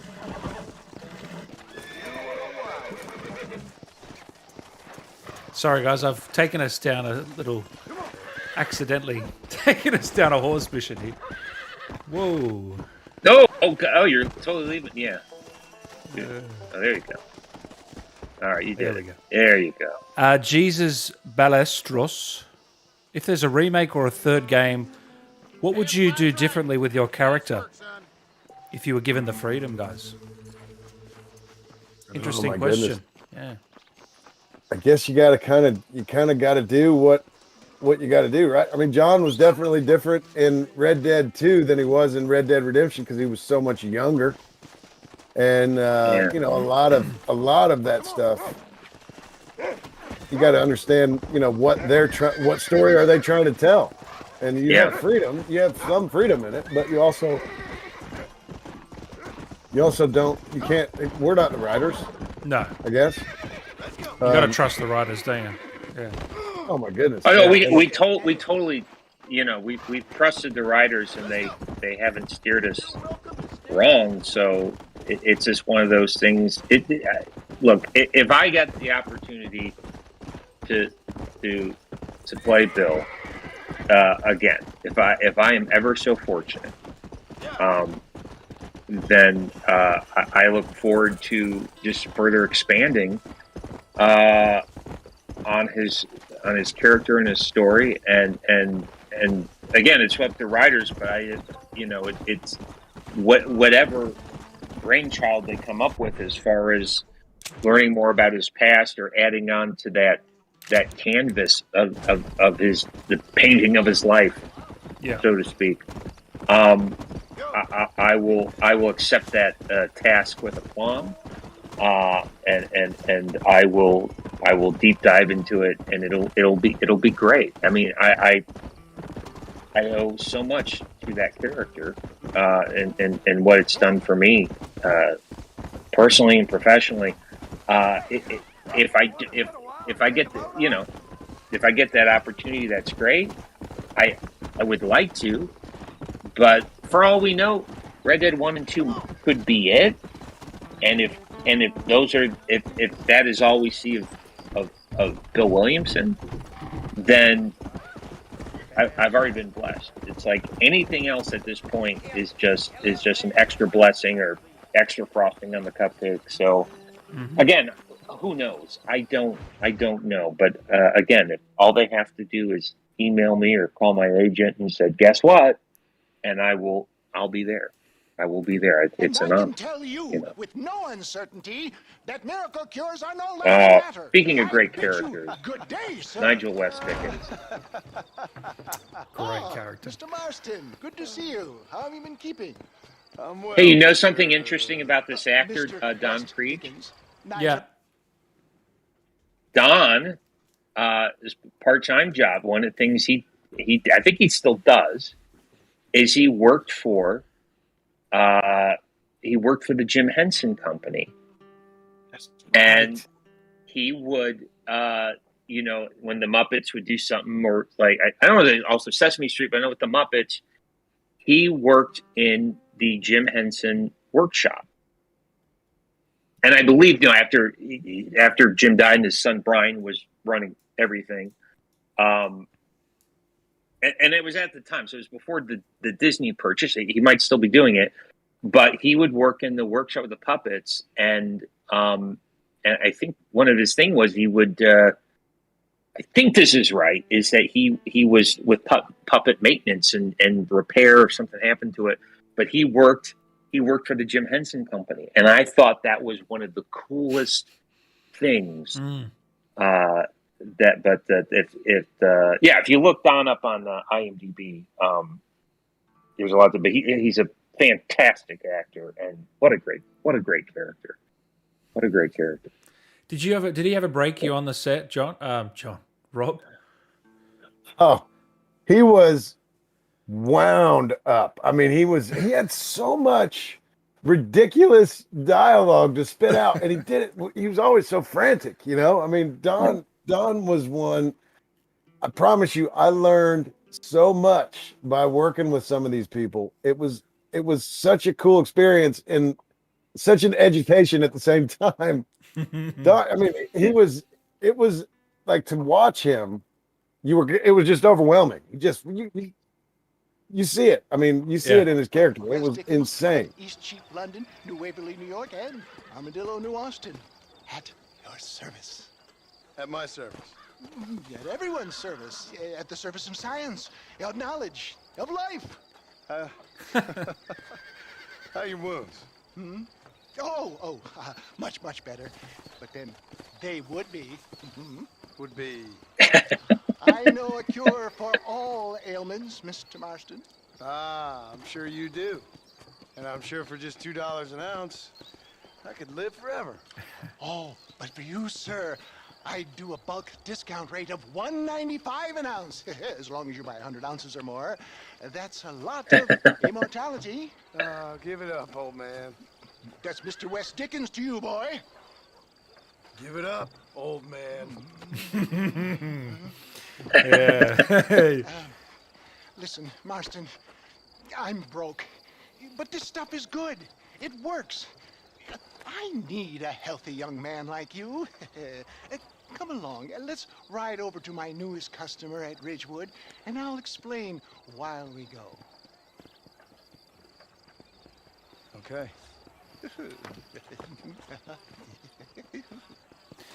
Is he anything like the character in real life? Ridgewood Farm. No, I mean, he was a really, really, it was like fun and cool to talk to, really easy to talk to. Of course, he was awesome, but way more laid back. Way more laid back. You're going to destroy the merchandise. Hoodwinking the weak, gullible out of their hard-earned money.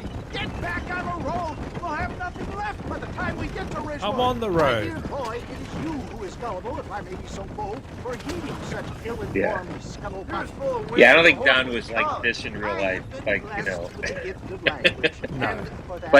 like he drove a Daewoo and would open his trunk and like, I've got this energy drink I made in my garage. No, it wasn't like that. How do you explain the fine battle in which you find me? Last time you saw That me, is I was true, though. I wrapped in forgot. There are so many interesting people that had, you know, Irish. What? That guy was a cab driver, and he would tell stories. Oh, K. Harrison Sweeney. Yeah. Yeah, Harrison. Harrison, quite the character. Quite the character. He was wild, and we'll have to just. There are so many interesting people that worked on this. There was one guy who he worked as like a detective somehow in this company, and they were looking for theft from within inside the company. With it, like he was basically teaching me how to read body language and how he's trained to understand what, you know, people are saying things with their words, but they're really saying so much more with their body, and they're so unaware of the fact that he could tell that they were lying to him just based off the way that their body language was. It was really interesting to learn about that. But it also plays, you know, a character in a video game. Yeah, Dan, I'll tell you one of the characters. We haven't gotten to them yet. Yeah. But one of the actors in this game, Josh Segarra, who played Abraham Reyes, he's killing it right now. He's just in everything. He's in She-Hulk. Oh wow. And he I don't want to spoil it in case people aren't up on She-Hulk, but he's in he made his appearance in episode 2, and his first scene is hysterical. And it's like that's Abraham Reyes, and it's just it's so cool to see people doing so well, and just like hey, we worked with them, and another person who's a dear friend of mine, Joe Ockman, who plays Professor McDougal. His birthday was 2 days ago. And Joe's he's one of my dearest friends. We've done theater together. He's directed me. So many friendships were formed making this game. Yeah, and we're tight as a gang in Red Dead 2. I don't think things are as tight as we are with that, but it all started with the friendships made from this game. And there's so many interesting people in this cast, just from all walks of life. It really is a very cool misfit group, but that's why you get some great eclectic characters, because it's like the people portraying them are a little bit off kilter in the most wonderful way, and I think casting knew that. I think they knew exactly what they were doing. And then they stir the soup and they serve it to everyone. They're like, "This is delicious," and they're like, "Yeah, we know." And that's just how that goes. This is such a great. This is him conning everyone to buy his shit by getting John to beat them up, right? From memory. So it looks like it's boosted him up. Yeah. John's a stranger. It's like, "Gotta leave me out of this." "No, sir, drink this." "Oh, look, he's a dead-eye shot, all because of my mercury lime tonic." What a good sport you are, sir. Now gaze over yonder at that porch. If you squint, you may just be able to make out the skull that's hanging there. Go ahead, friend. Shoot that skull and demonstrate the miraculous eyesight you now possess. Hey, Robbie, is that mocap or is that done? I'm pretty sure, yeah, that was all All mocap. actors there behind you. Oh yeah. Yeah, Yeah. Anybody can make that shot. they have ways of multiplying people. Multiplying, Like yeah. they can kind of section off the different parts of the volume, which is the stage basically where you work, and then you can put people. If you got 10 people, you put them all in this section, and they shoot whatever they're shooting, and then they do the same thing in a different section, and they somehow splice it all together, so it looks like there's 40 people instead of 10. It's wild how they were able to do that kind of stuff. What am I doing here? He's gonna throw that hat, and you got to shoot it. I think. Oh, right? okay. We was here this evening.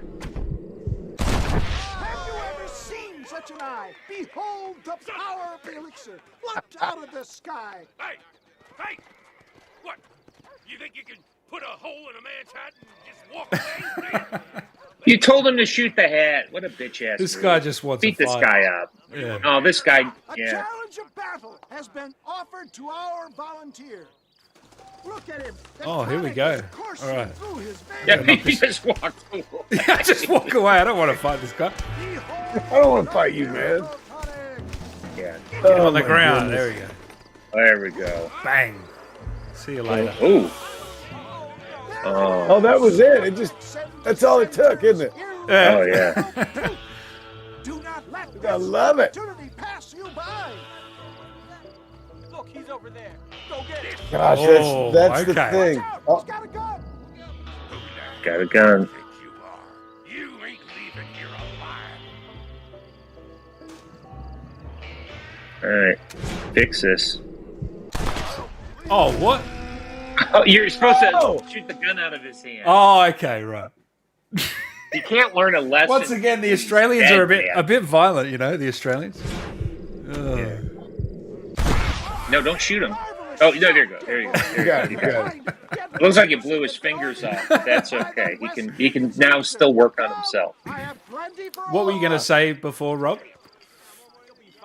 I don't know. Oh.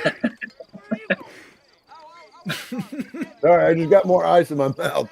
No harm in trying one bottle. So things like this, in this game, Well, when I everything think gets that real went pretty intense, well, don't you? and they get I'm just glad obviously in other places way more intense than what we just saw, but John gets it, all the way right up until the moment where all the action would start, and then I have to be in a neutral pose. Because that's when the person playing the game gets to take control and do all the Yeah. fun stuff. So I remember, that moments like that, where all these people are being real tough to John. And I want to be able to be real tough back, but I can't, because that's the fun for the player. It's wild. I want you to go and see my old friend Seth. You wouldn't have to finish every scene like that, would you? Curious, but I'm sure you Not two like will that. get on. No, I mean, I guess, at the end of when they would say cut, after they would say cut, you would do a T-pose, what they call a T-pose, which it's almost, I guess, like in the movies where they have the clapper, right? Is that how you would explain it, Steve? I don't know exactly how all that stuff works, but Oh, you Actually, consider no, it the actually- clapper. You'd consider it the clapper of the gaming world, sort of. Yeah. Yeah. Yeah. kind of, right? Maybe. But they actually had one of those too. They had that. I don't know. Oh, I don't okay. know. Yeah. It helped with the whole system to do this T-pose. Yeah. Yeah. I assume that's just the way that's going to be forever, because they're still doing it as far as I know. Yeah. Dream, nothing much to say other than hello to Rob, Steve, and Dan. Just here to support. Cheers. Oh. Cheers. Thank you. Cheers. Thanks for hanging out. Absolutely. Also, what were the differences between mocap for Red Dead 1 and 2? And when did y'all start shooting, if you can answer that, for both games? We started both were started in January. This game started in January of 2009, and for me, Red Dead 2 started in January of 2014. So, what an awesome thing to do right after Christmas. That's pretty cool, yeah. Yeah. Yeah, January that. start. Yeah. Yeah. Yeah, I think that's right too. I don't. I mean, John. So John, Steve and I started the very first shot of any of Red Dead Redemption, as far as I know. Very first part I was part of was with Steve doing the stuff at Fort Mercer. That was the very first. And you guys didn't line know that each other, I- did you? At No, all? we Yeah. did. We didn't. We had no idea who each other was. No idea. Yeah, started out. That's wild, man. To think about that. It's so long ago. Yeah, It's crazy. Well, this is Yeah. crazy too. This is crazy too. So Benjamin Byron Davis, who played Dutch Vanderland, he and I actually did know each other before we worked on Red Dead. We worked at the same bar for a couple years before we worked together on Red Dead Redemption. It was weird. It's so, I mean, the likelihood of that is so slim. Yeah. But it was, yeah. I've known Ben now for 20 years, I would say. Shit. Maybe not that long, but a long, long time. Yeah. Oh, here we go. Is this what I think it is? Yep. Yeah. I love how you knew. There's Kevin Glickman. And I never got to work with him. Excuse me, are you It's a sick? funny thing he's talking about Ben. Who are you? I never met Ben My friend, until Mr. Wood. January of 2014 when we started work on Red Dead 2. Because I never had any scenes with Dutch. So Shit, I didn't yeah. I didn't know and I didn't know Joe Achman, who played. I never had any scenes with Harold McDougal, but we ended up. I joined a theater company right after this game came out, and Joe Achman was one of the. I don't know if he's creative. He wasn't creative director, but he was part of the one of the directors for this theater company, Neo Ensemble, that I became of. And we found after the fact, he was like, I was on Red. That was Professor McDougal. And I'm like, I was Bill Williamson. And we became fast friends. And then he directed some shows I was in. And he's one of my dear friends to this day. But it's just funny because, that's not how, how we, you meet somebody. But, yeah, because as far as me working, it's the scene in the beginning, and then the mission we played with Marshall Johnson and Eli and Jonah, and then that was my performance capture scenes, and then everything else was in booth. I worked a total of 7 days on this game. That was it. It was like a week's worth. It was my entirety in everything, and then of course Red Dead 2. I've lost count. So it's just amazing. It's just amazing how the contribution is that they took something and they expanded on it, which is awesome. So, all right, we got to listen to this. Let's watch this creepy dude. West Dickens. Creepy. My name's Marston. John Marston. Goodbye, John Marston. It's been a great pleasure. I need your help, Seth. We need your help. Me and Mr. West Dickens. Let me be frank for 1 second, partner. I hate people. It was people who got me in this mess in the first place. What mess? Look at me. Look, scrambling around, looking for maps, half insane. I ain't washed in 6 months. My hair falling out, my mind's going. What happened? What happened? My partner. He stole half my map. I never would have done that to him. Never. Look at me. Who did this to you? My partner. My boy, my man. Moses Ford. I don't have the facility to tell you what I would have done for that man. And what I would do to him now. Why? Because he stole half my goddamn map. And what map's that then? The map, partner. The map that tells me where it is. Where what is, friend? I ain't telling you that. I ain't. Don't make me tell, partner. It's mine. It's mine, all mine. Sure. And where's this Moses now?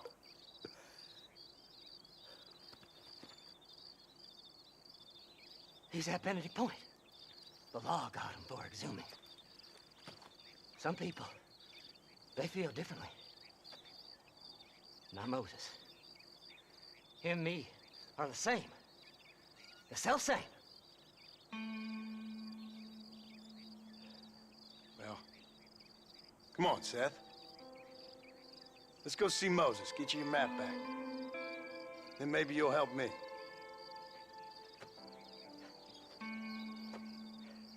All right, partner. Let's go.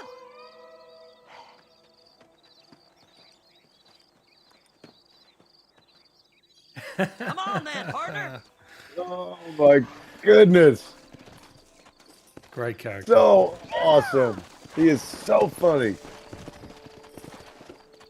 So you never met Kevin then, did you, Steve? I never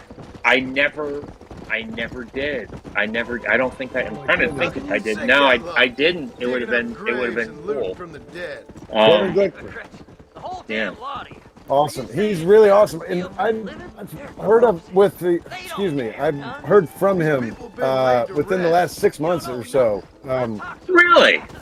Yeah, he's doing really well. His son actually is a director now. I think his son is in school in film school, and so now Kevin is helping out his son doing films, and oh, that's awesome. yeah, it's really, really cool. He also has a couple game shows that I think he's pitching. This guy he's a hustler too, man. He is 100 miles an hour, and he is so funny. He also, we did this stuff pretty early on. He is the one who told me, I mentioned this last time, but how to memorize my lines by recording them and then listening back to them.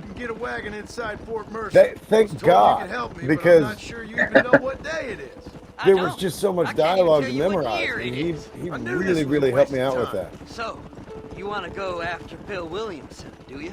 He's a good dude, really yes. cool. I met Williamson and Deke, and all them boys. Sometimes they call me on when they get some special job needs doing. I got a reputation as a man who'll do things most other fellers won't.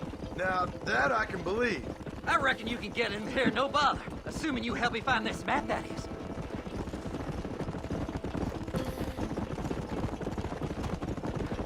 Love both games dearly, Rob and Steve. Come to Australia, boys. Would love to have you. I agree, guys. I would love to come to Australia. Nothing much. Unimaginable riches and such. Guys, Well, I get hopefully- this yeah. question so much, by the way. I don't know how it hasn't happened. I thought as much. Yeah, I think someday it will happen. And It will. be really, It'll really happen. awesome when it does. Yeah. Looking forward to My it. children, my business. Just my tip is So before cool. you hop on the plane, be really tired so you can just straight to sleep. I know. I can smell you from here. I think that's a good rule for I don't know who I any am no more. Yeah. I see myself, but it's like I'm looking at somebody else. Yeah. Only it's me. You know? Maybe it's time So you good. moved on. No I way remember can stop me. It's taking me over. this past November when I flew to Ireland to work on a film that both Rob and I are involved with, Lulu right, and yeah. the All right, Electric this is it. Dreamboat, Let's stop here a moment. and Come up with a I plan. couldn't sleep. So, but what I did is I had the first season of Moses is the being held in that the shack. There's a couple of the deputies Sci-Fi keeping Network. guard I think it's a outside. Sci-Fi Network show, Resident Alien. Distract him so I can watched that sneak in whole for a quick first parlay with season that in the son of a sitting. bitch. I'm sure I can And think loved of it. And by then the flight was over. And people were like, "Oh, you didn't sleep?" And I'm like, "No, I couldn't." But thank God there was a whole first season of a show, an hour an episode that I could binge. Yeah, It's a long way from LA to Ireland. yeah, yes, it is. I think we got a glitch, guys. Leave them away from the shack Oh. and out of sight. We'll just Somewhere out listen. past that I hill. don't know if we could. Oh, Oh, Hey. oh, I love it. I love Whoa. when there's a glitch in the Matrix. by the way, thank you so much, Reese Bexton. Really appreciate that, mate. He says all the best to you all. Outlaws for life, ladies and gentlemen. Yes, Reese. Thank you, Reese. Yeah, thank you, Reese. There ain't no reason for you to be here. Oh, we're gonna steal the horse and run away. Right. Yep. Get out of there. Oh, we gotta lose him. How did you fare playing this game, Steve? You much of a gamer besides this game? Like, have you played any other games, or was this? I am a bit of a. I haven't played anything like relatively new. Yep. Whoops. Hold on. Sorry about that. It's all right. I'm getting some messages coming through. You know what I went back and I started playing again. Now is I'm playing Fallout 4 again. Oh wow. But I don't think I can play the whole game through because it's so awesome, but it's exhausting. What do you mean? I don't want. What's that? What do you mean by exhausting? Just too much? If I play a game, I almost get gaming OCD where I play it to 100%. But in Fallout 4, there are these settlements that you have to fortify, and like you can decorate them, you can build turret guns and all this stuff. And I went to the nines, and there's like 30 settlements or something like that. And I just don't have the time to do that. So I'm just kind of like I'm playing, but I'm just kind of like decorating my main place in the middle of Diamond City. Like I put a pool table. I've got like magazine and comic book racks. I got a thing that displays all my soft drinks. Oh wow, you've gone in depth. I decorated all my different power armor suits, and they're all in a row. And I got framed pictures of kittens. It's really weird, but it's very therapeutic. But I used to do that for all the settlements. It's like you can build pool tables for put up TVs and jukeboxes and deck stuff out in this post-apocalyptic wasteland. And it's like I've got other things I got to do. But I just like decorating my place. And it's like, okay, I go to this one settlement. It's like, okay, you get a bed, and then that's it. And so, that's brilliant. Which is awesome. It's awesome, and the graphics are no way like anything Rockstar does. But it's still a fun open world game. Yeah. Oh yeah, so I play other things. I know there's a new Saints Row out. I haven't gotten a new game in a while, but because I'm just playing stuff I have an Xbox One X. I think I'll wait another year or so if I were to get another console, but mine still works. So, yeah. Are you got PS4 or? No, I have an Xbox One X. Xbox One, yeah. Come on. Yeah, and Who do you but think you are, mister? I don't have kids. Moses, I'm not married. Yeah. I have more time, but even I don't have time. So it's hard for 100%. Then I'm gonna cut you up piece by piece till you find your tongue. Friend, this man's gone crazy in the sun. Oh man, Seth had Take such my a great. advice and start talking. Shut up, Marston! I want to cut into a bona fide man's flesh. Ain't never cut into a live one before. Oddfellows Rest. It's in Oddfellows Rest. Get away from me once and for all. Well, ain't that a damn shame? I was starting to enjoy myself. Hey Steve, what's your gamer tag? Icy Corpse says. I don't know if you should be giving that one away on this. No, stream. I'm not giving that out. No, I'm not giving that out, guys. I'm gonna refrain from doing that because I have to have a little bit of a private life. But you spend time with me here now. Let's do that. So. Best we deal with this now, mister. Hopefully in the future, Jesse says they'll make a Red Dead VR game. Have you guys dabbled in VR at all? I haven't.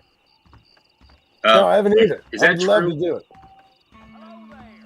Gaming, no, I haven't done any. I went to an art exhibit that was VR. That was cool. But I've never done a console game that was, or a game Now that get was those VR. people off my back. Last night a drunken ruffer told me. Just give him that part. I've never put on. I've never even put on the goggles or whatever they're called. Oh, really? Thanks for your help. No, I've never tried. I would love to check it out. In fact, Seth. Just help me when we were still in New York for Red Dead 2, one of the guys that worked at Rockstar had a really cool setup, and he would talk about how he would put the goggles on, and they would put like a 2x6 or whatever it was on the floor. You'd put the goggles on, and you would feel with your feet that it looked like what you were seeing with these goggles, which was like walking out on the edge of a skyscraper on the roof. Yeah. And they had yeah, and so gives you vertigo. That shit. oh my man. goodness. And then they Yeah. would like turn on a fan, and they were like, it feels actually like you believe that you're actually up there. And I thought, oh that's love to do it, but also it would freak me out. I would love to do it. I don't know why. There's a didn't ever really go good over- one where you're in a shark tank, and they drop you down. They keep dropping you down lower and lower, and then a shark starts coming at you, and it opens up the cage, and it comes right at you. It's really, Oh my god. yeah. Oh yeah, it would be a lot of fun, I'm sure. And like flight simulators and stuff where you can really feel like you're in it. I love that stuff. Yeah. That's very cool.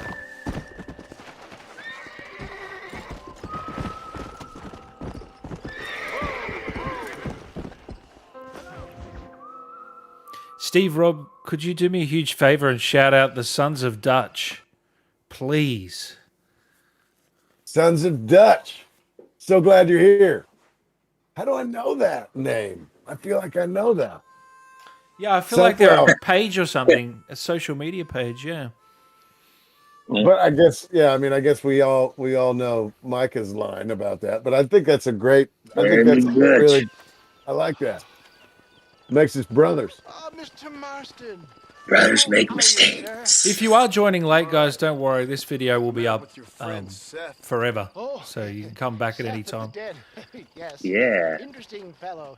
You don't meet many men these days with the moral fortitude to cut straight to the chase like that, do you? Thankfully not. Oh, is this the Yes, race? contemporary I think so, society is yeah. remarkably harsh on Oh wow, yeah. And Yeah, last this time we is did a race, hard. Steve, it wasn't good. I'll just say that. No, you gotta be. It's like it's you kind of gotta knock some people off the Tell me more road, about our Oh, and you really? gotta take some shortcuts. Okay. I might need your help. Like you see a long thing, and it's like, like turn up the hill. Okay. You do it. Do what you have to dear win. boy, Okay. is the man whose life Yeah. I've saved twice now. A man who sells lies and deceit to unwitting I get it. people. I've played this A man before. who, if he doesn't help like, me, oh, this sucks. I won't think twice about putting a bullet through his skull, feeding to the vultures myself. You see, Mr. Marston, you have the exterior of a violent man, but the soul of an angel, and that is what I think I cherish most about you. That's what I thought. But before we can Hey, attend if it's to your birthday today, problems, by the way, anybody hanging out, happy we need birthday. some extra lubricant Happy- to happy oil the birthday machinery of to business. everyone And, this out there being who America, is having cake. that lubricant with which we Yes. concern ourselves. Yeah, it's one of those, Steve, you said that every time you make a post, somebody says something about Bill Williamson. Regardless of what your post on social media is about, someone has a... Every single time I make a post, I feel like there are 15 people that tell me it's their birthday. Yeah, And if yeah. it is, I really want you to have a good day. Happy birthday. But I'm telling you right now, happy birthday. Happy birthday. And if you want a Everyone. personalized shout out from these guys, go to Cameo, and they'll do one for you guys. Yeah. Well, that's true too. Thank you for mentioning that. But yeah, I guess here's the thing too about the birthday thing. I think some of you might be asking me to say happy birthday to you when it's not actually your birthday. So Ooh. Yeah. I'll do it. Happy birthday. I usually say happy birthday to the very first one that I see, and then the rest of them I think I appreciate you, but I don't know if you tell me the truth or not. So happy birthday. whether it's your birthday Why or would you not. lie about that, Steve? Rob. Why would you? You know what I mean? I know, but I mean, I guess it is possible that it is everyone's birthday, but I think I want everybody to have a really awesome day on their birthday. Of course I do, but if you know, happy birthday.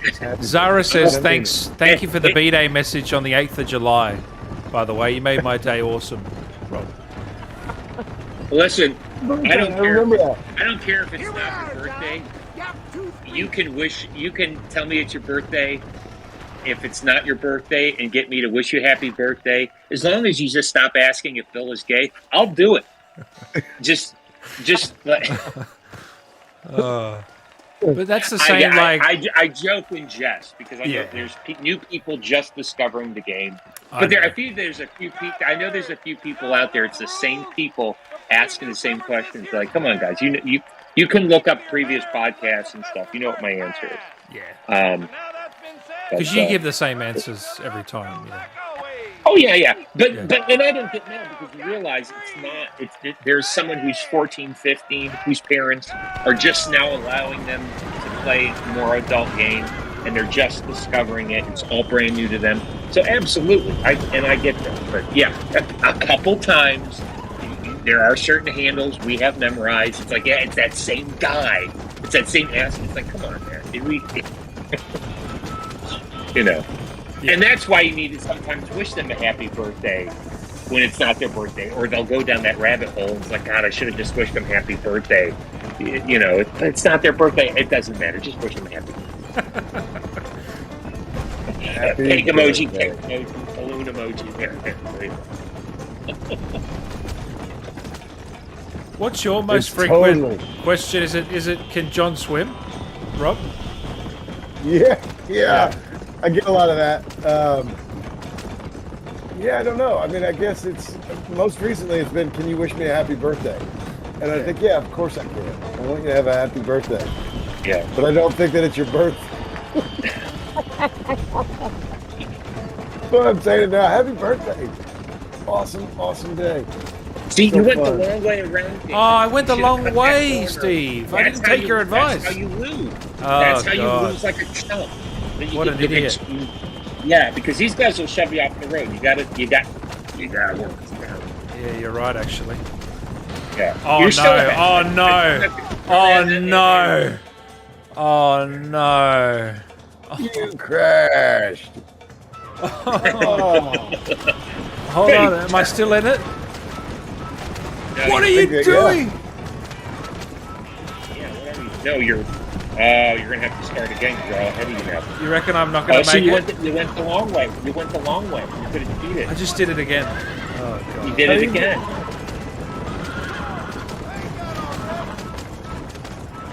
Oh wow, you took a wrong turn. So I go left here? Yeah. No, keep going. Go ahead, keep going. What are you doing? No, the horse is just slowing down. Run, yeah, get ahead of this guy. I got him.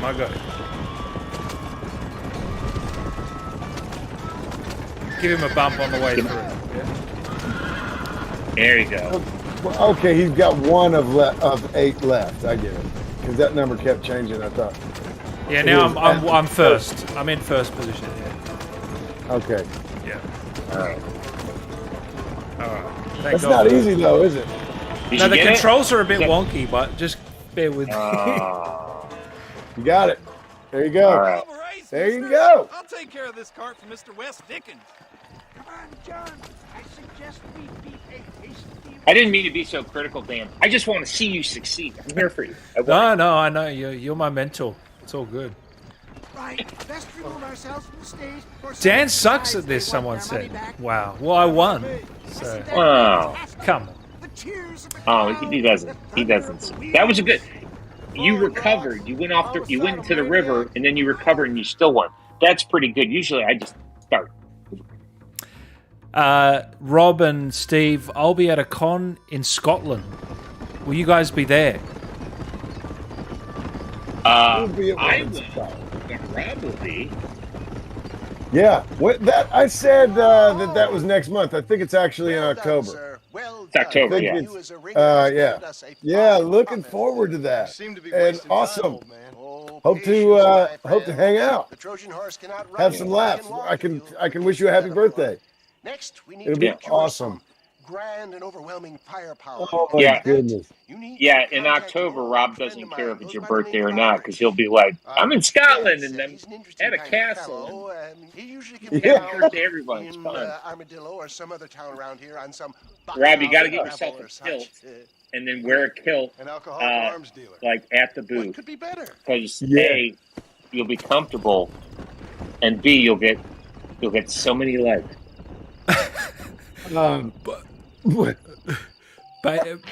Bailey here said, Dan, please, you should have given the keys to Steve or Rob to your horse buggy. You're clearly too drunk to drive. He did fine. He did. Hey, Dan. Yeah. I got an interesting deep dive. You Yeah. mind going back to Armadillo and going back to Cooch Chapel? Yeah, definitely. Yeah, because I want to point something out. Okay, This where do is you, this how do is you like want to go to this is- Armadillo? and then Cooch Chapel. Wait, is Seth at Cooch Chapel? Don't trigger the mission. Okay. Just go around Seth and then go in the cemetery. I'll show you something. Okay. Hello, Rob and Steve. How are you all doing today? That's from Nate Zilla. Thank you for the support, man. Hey, We Nate appreciate Zilla. it. Doing good. Doing good. Yeah, man. My Doing beard well. is Hope you're doing huge. well too. I could rubber band my beard at this point. I'm just like, well, no, that would look stupid. I swear you've always had that beard, Steve. All the pictures I've seen of you. Never this long. I probably should get it trimmed because it's a little too much. But everyone's like, the beard looks awesome. And I'm like, It does. It does look awesome. And you want to know Thanks. something? This is my beard. This is my beard, and I've been growing it for 6 years. It won't get any longer. Really? yeah, but it looks good. You don't need a long beard. Yours works for your face. Well, thank you Mine- for saying that. Mine works for my face. I want one of these suckers. I want a big one. I want to do it once. You both can do it. It looks like. Oh, you want to look like a Civil War general? You look good, man. It looks cool. I want to do it. I don't know if I can. My hair has been growing. It doesn't seem to get any longer. It's just getting thicker. It's like you could Ben's punch the me in same, face isn't and I he? wouldn't even know it. Ben's the same. He can grow a monster beard. Yeah. Roger can grow a good beard. Yeah. Peter.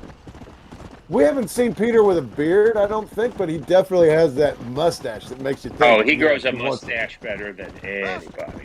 Oh, yeah. I don't know. He You is. reckon you guys could pull off the mustache look? I don't think I could. I don't want to. I don't. I could, but then I'd look like one of those dick cops from Super Troopers. Yeah. That's awesome. It's kind of been styled right now, though, isn't it? Team Ramrod. Team Ramrod. Hey, that's not a bad thing. No, I love that movie. Oh, great movie. When did you start playing video games, Steve? Did you start before or after Red Dead? Well, I've been playing video games since the 80s on like Nintendo and ColecoVision. But as far as more modern games like open world, it started in the 90s when I was in college. GoldenEye. I think Oh, what a GoldenEye got game. everybody. Yeah. I'll tell you what.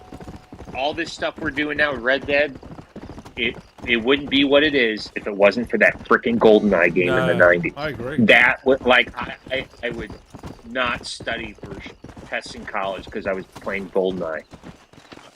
So go on the other side where the cemetery is. Yeah, don't activate Seth, but Yeah.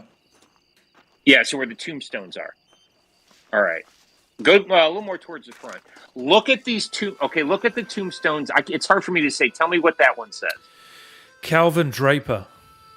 Loving All father, right, terrible lawman. Rosie Tennyson. Gone but not forgotten. Okay. In go loving to the- memory of Hank McFarlane. died of tuberculosis. Wow. Okay. So, did it show? Wait, did it show the birthday there? 12 years old. 8th of December, 1893. That's when they were born. When they died. It doesn't say when they were born. No, not that one. Okay, so that's one of Bonnie's brothers. Keep reading the tombstones. Okay. There's a point I'm trying to make. Shit, here. we've activated the quest by accident. Hold on, right. I'll just finish this cutscene. All right. Hey, John. Hey, partner. Get what you need? Ready to help me? Not quite.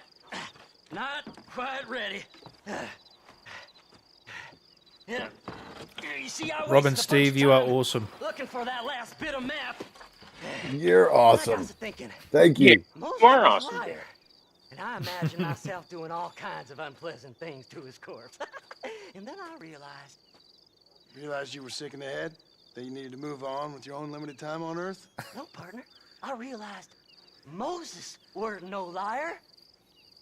The issue was All right. no liar. I'm going to have to switch Who said he Bluetooths had because the this body? is about to They die. blew But it I have a because the bodies charge weren't even buried yet. spare. So hold on.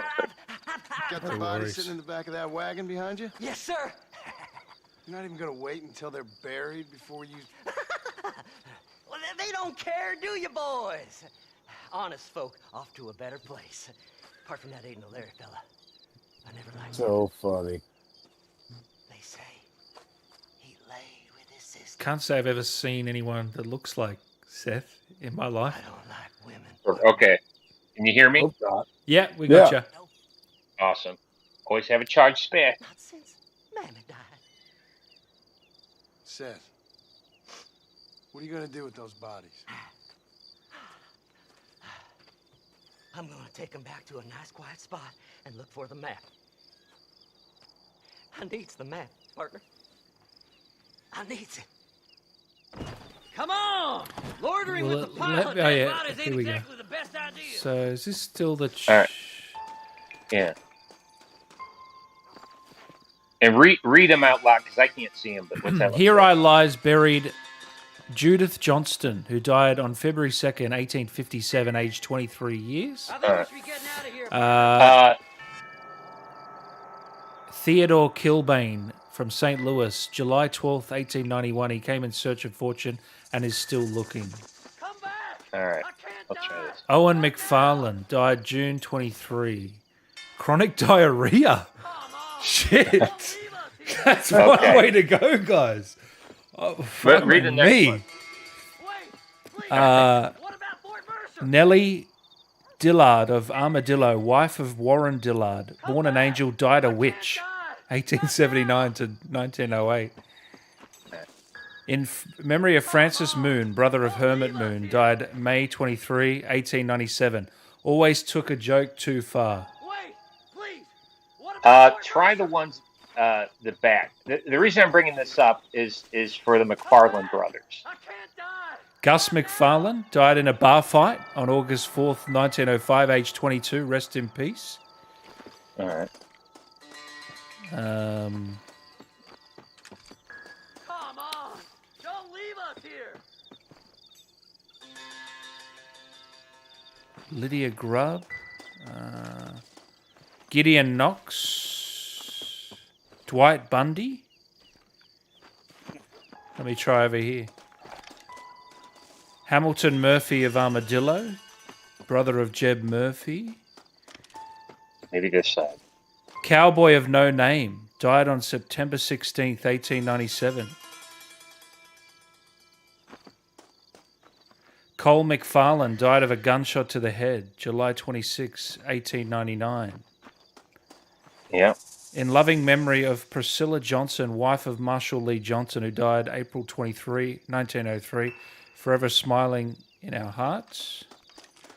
Here lies Ethan McFarlane, 1884 to 1903, never tried to milk a bull. Jackson Greenwood, gone fishing, 1891. Josephine Bird, Gone but not forgotten. I think that's it, Steve. That's a That's lot of, it. Okay, well, What about Fort Mercer? I thought it was different. Are there any in the very front that you didn't get, or did you read those already? I guess you did get those. Brother of Lewis Pickery. Yeah, I think I got them all. Let's go. Okay. We ain't the only ones with Well, interest in okay, these so here there's the fellas. one, was it Owen McFarlane, gunshot to the head, 1899. Yeah. Come back. I can't die. It's my understanding that one or two of Bonnie's brothers were involved in the Battle of Blackwater. oh wow. And either I heard, and that probably. So my thought would be if they did a prequel, this again, I know nothing. This is my personal just headcanon. If they did a prequel, that is something that could be explored because we know that Landon Ricketts was there. We know that the O'Driscolls were there. But who else? Interesting. That would be a cool exploration if a couple of her brothers were there. And I think something said it was led to that they were involved. Can't wait to get my At least a couple of them. Yeah, but that's her brothers did not fare well. They did not laugh. Tracy says Jeb Murphy is the gun store owner in Armadillo. Apparently. Do you know who the strange man is in Red Dead 1, Steve and Rob? No need for the people of Armadillo to see my friend back here. Who the actor or who do we think he represents? I think the second, the latter. Are you talking to So what if I am? I feel less alone with them than in a crowd of people. The way I see it, they lost their souls, just like me. I think it's that. I think it's the Grim Reaper. Drive through Armadillo. Don't stop here. It's weird. Yeah, it would have to be something. You can't kill him, and he knows things that he wouldn't know. How would he know? Yeah. So he's got to be. I don't know. When do we run into him first? Is that anytime soon? Because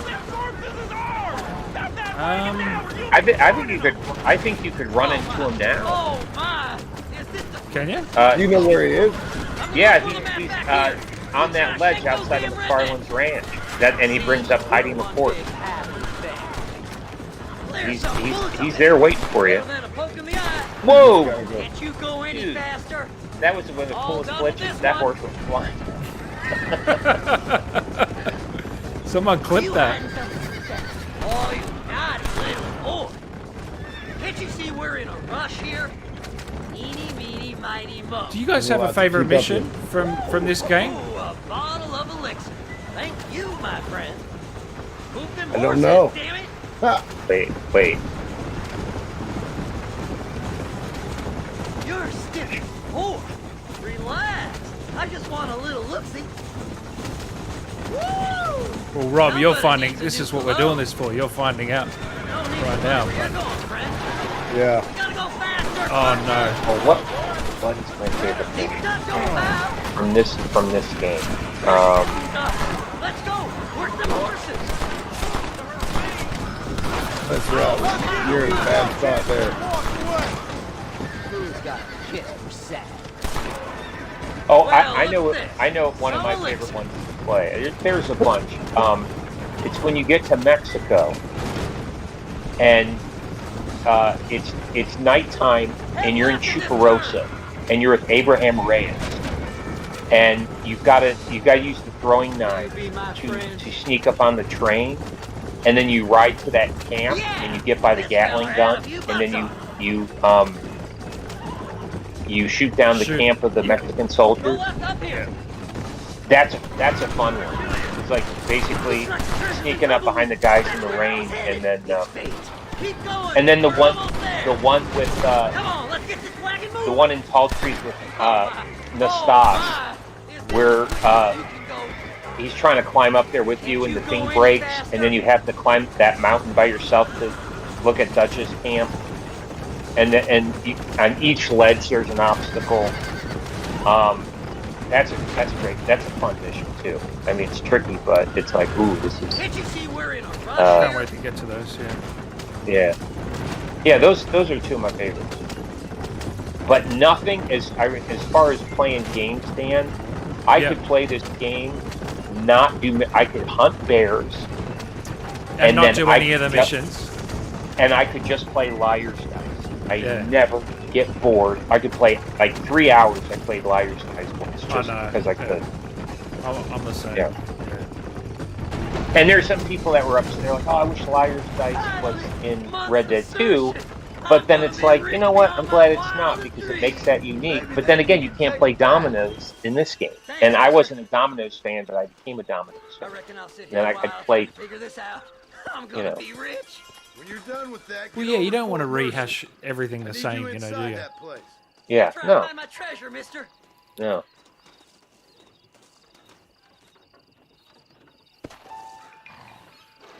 As far as Red Dead 2 and characters, there's just some characters that don't irritate you. Micah will irritate you. Bill will irritate you. Trelawney is like, oh, you're so foppish. Everyone just loves Hosea. But after 30 minutes of playing dominoes with Hosea in Horseshoe Overlook and him beating you repeatedly, you want to punch his teeth out.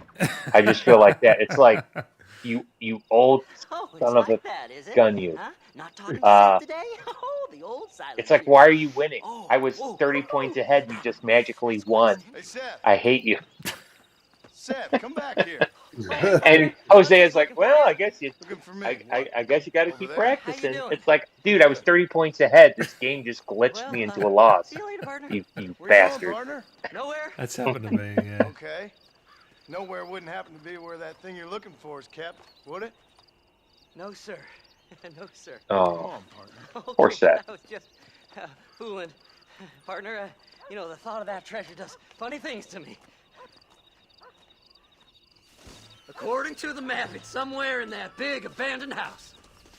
I feel like Seth needs a hug, but he needs to be thrown in hot soapy water and scrubbed down for like 3 hours before you could, Hey, look at him. He is a dirty man. Look at it. It's just. Oh, well, everyone was dirty back then, but he was like. He's on another his level. His hands are stained with the rot of corpses. Yeah. That's just gross. Did you see these fellas? But I like Seth because he's aware of his patheticness. Think you can just walk in here? And it kind of makes him slightly kind of sympathetic. Wasn't there a thing where Seth is doing a T-pose that accidentally got put into? Do you know what I'm talking about, Steve? In the game. It was either the game or the movie.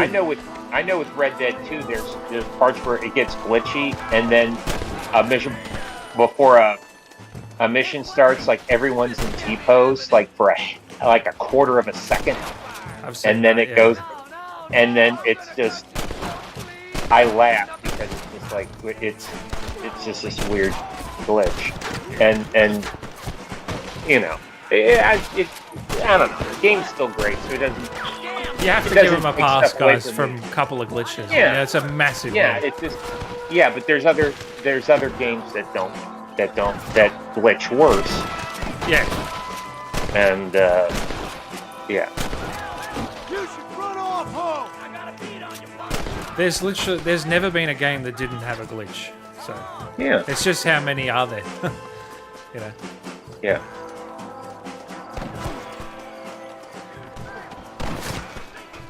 Question for the gentleman: did you realize Red Dead Redemption was a breakthrough game?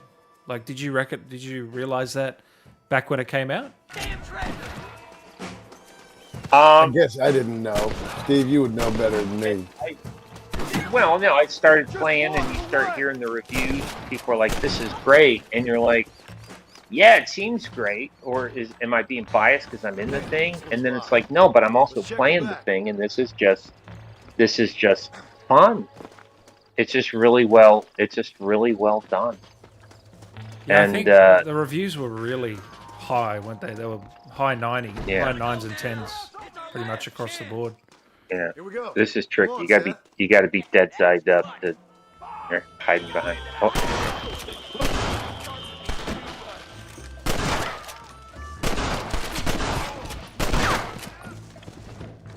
you dirty grave digging hillbilly. Big mistake, Fred. It's mine! I found it! The funny thing is about this is Seth's too frightened to get involved here, but all these people in this house that John's killing, Are you gonna shoot Seth is somebody? going to dig them up in like another few months anyway. So it's Yeah. so Don't leave any alive! I'm going to dig them up later. You can't kill it. You don't want to do this, my friend. Oh, give me them goodies. You getting all excited? You'll never find it! Ooh, Don't activate Seth's ominous as hell. Fun time. What's that? Do you know what that is, Steve? Sneaky sons of bitches! do I know what it? Don't activate Seth's. Sounds anonymous as hell. I don't know what that I don't means. know what that means, Bailey. You Yeah, have we to- don't know what that means. Yeah, you have to elaborate. Do you want to die?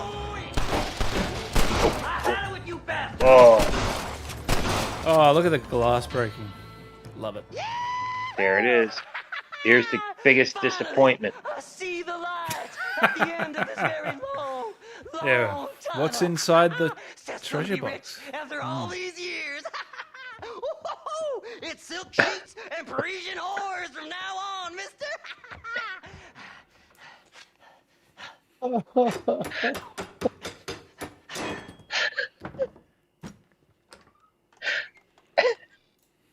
the goddamn hell is this? A glass eye? I'm sure whoever that belonged to treasured it very much. Stupid liars. Those stupid chicken shit maps. Making a damn fool of me. A glass eye! It's a glass eye! Stop with the tears and help me with Williamson's gang. And you can come up with another excuse to go exhume one of your old friends. Oh,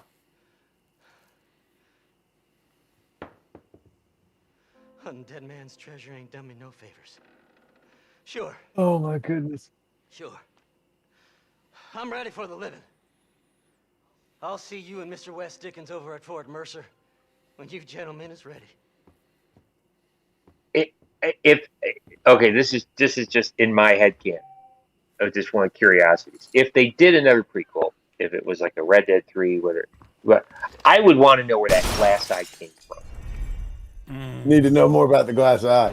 But we don't have to you don't have to go into a whole like side story, but just like a little hint, you know. But Rocks, if they were to do it, they do that stuff well.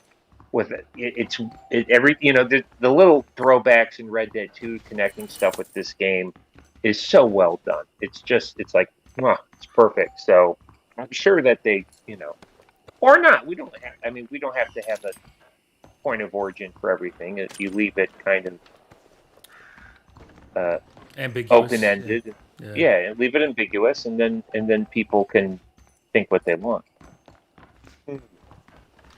But Steve should write a walkthrough for this game. Yeah. Hey, they're impressed by your knowledge, Steve. Question for Rob: how do you cut your grass at your house? Because I remember you made a post about it. one blade at a time. Oh my goodness. I do it different every time. Sometimes I'll do the trimming first, and the reason I do that is because I don't ever want to do it. So if I get it over with, then I just enjoy the rest of the process. But then other times I'll cut the majority of the yard, and I'll come back and trim later because then I don't trim as much. You just never know. You just never know what's going to happen until you get into it. I do enjoy cutting grass, though. I really do. And I think I'm going to start a business doing it, actually, next year. Yeah, Rob. Oh wow. I really do. I think I'm going to do it. Why wouldn't I? I like doing it. I'm good at it. I've got everything I need. Yeah. I think I'm going to cut grass. Need the grass cut? Let me know. We'll do it. We'll work it out. Yeah, I don't know if I can afford to fly you over every time I need my grass cut. It might be an issue. That might be a Would you? commitment. Well, is it just lawn mowing, or would you do landscaping? Like, would you put mulch down? Because that's where the money is. Putting mulch down's a bitch. Do you, Do all the things that people don't want to do. That's how you make Right. money. You do all the things that people either can't do themselves or they're just not interested in doing it. You say, yeah, I'll do that. I'll be happy to do that. whereabouts is the strange man, by the way? Is he? All Right. You go to wait, where are you right now? You're I'm right here. Can you see the map? I'm near Gap Tooth Ridge. Okay. You want to go to McFarland's Ranch, and then you Okay. take that road that goes down the cliffside heading to Armadillo, and right before you make that right turn that goes down the cliffside, he's in that wheat field to the far left near the big oak tree. Wow. Yeah, I've played this game so many times. Yeah, basically get yourself to McFarland's Ranch, and I'll let you know if Okay. you're hot or cold. Okay. I think you can get that. Or you could fast travel. Can I? Can I? I forgot. Yeah, you can fast travel. I think you got to set up camp, and then fast travel. And how do you do that? I've seriously forgotten everything. Oh, okay. Go. Find a patch away from the road. You can't do it in the middle of the road. Yeah. Yeah. Keep going. Yeah, go a little farther in. A little farther in. All right, right there. Go to your wheel. Okay, stop running. Go to your wheel, and go to where's the campsite? Don't have it. Do I? Maybe you got to. No, go. Go to your satchel. Is it your satchel? Put your waypoint first, then press select. Ah, okay. Oh, okay. Yeah. Beautiful. So travel To McFarland's.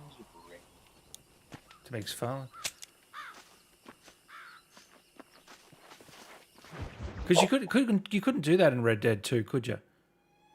You can now after you when you update the camp and you get that map at the side of Arthur's wagon where you can once you do that, now you can fast travel from anywhere. Okay. Right. Okay, so turn around Yep. and take that road out, go to the left. Stay on this road. It veers to the left.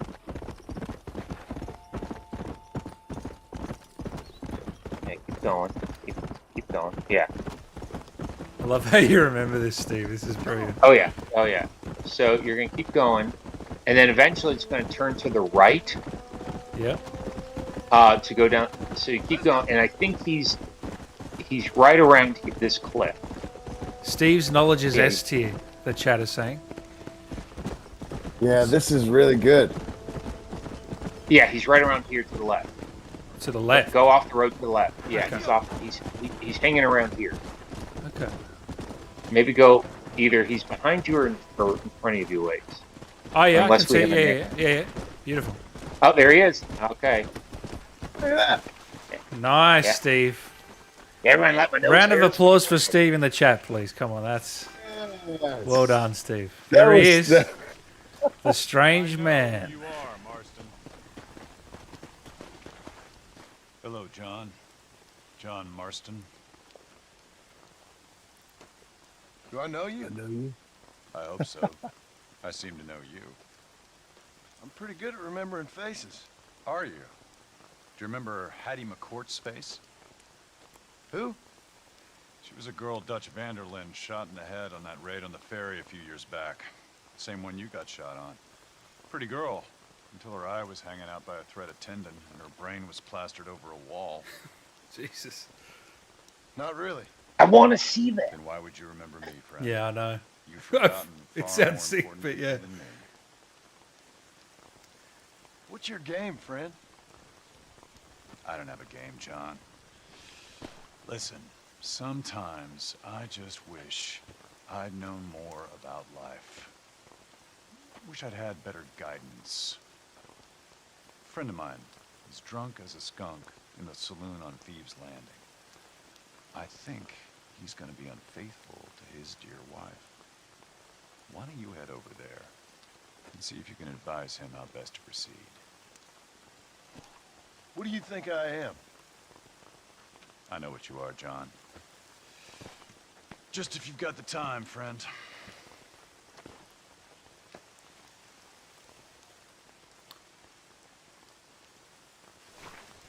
You probably don't remember any of that, do you, Rob? I actually do remember. It's so weird. I'm in a lot of these things. I can remember where on the motion captured volume. I can remember where we were, like which corner of it we were working in, or whatever. Yeah. Which I don't even know how I can remember that, but a lot of times, because I guess when you're really in it, you can remember how all that looked. But that guy, I don't remember. I feel like we worked. No. I feel like we worked together in New York, but we didn't. Maybe we did there too, but it's just hard to remember. Yeah, interesting. It had to be in LA. He's got a very distinctive voice, like demeanor about him from that cutscene. Yeah, I can't remember that actor's name, but it's still overcast. I'm going back outside because my phone's charged. Hulkarine, Outlaws for Life. Thank you so much, man. We appreciate that. Yeah. Hey, Steve. Not sure if you've already answered this. What's your favorite out of the 3 Red Dead games? Red Dead 2. Yeah. Red Dead 2. I'm not even in it, but I really do like Red Dead Nightmare. But Red Dead 2, just because we spent so much time on it, the memories we had, the things we the way we all bonded. It's Red Dead 2 is my favorite for just playing and what it meant to me personally. Yeah. And of course, as you've said before, you did days and days of work on 2, whereas 1 was only a week's worth. So that's going to make you a little bit biased as well, probably. Oh yeah, but I realized as my work on this game, as short it was compared to Red Dead 2, Red Dead 2 wouldn't happen if it wasn't for this. So I look at them; it's all tied together. Yeah. It's all part of one big thing in my head. But no, Red Dead 2 is great, and I would have loved it as part of Undead Nightmare, but it's still fun to play.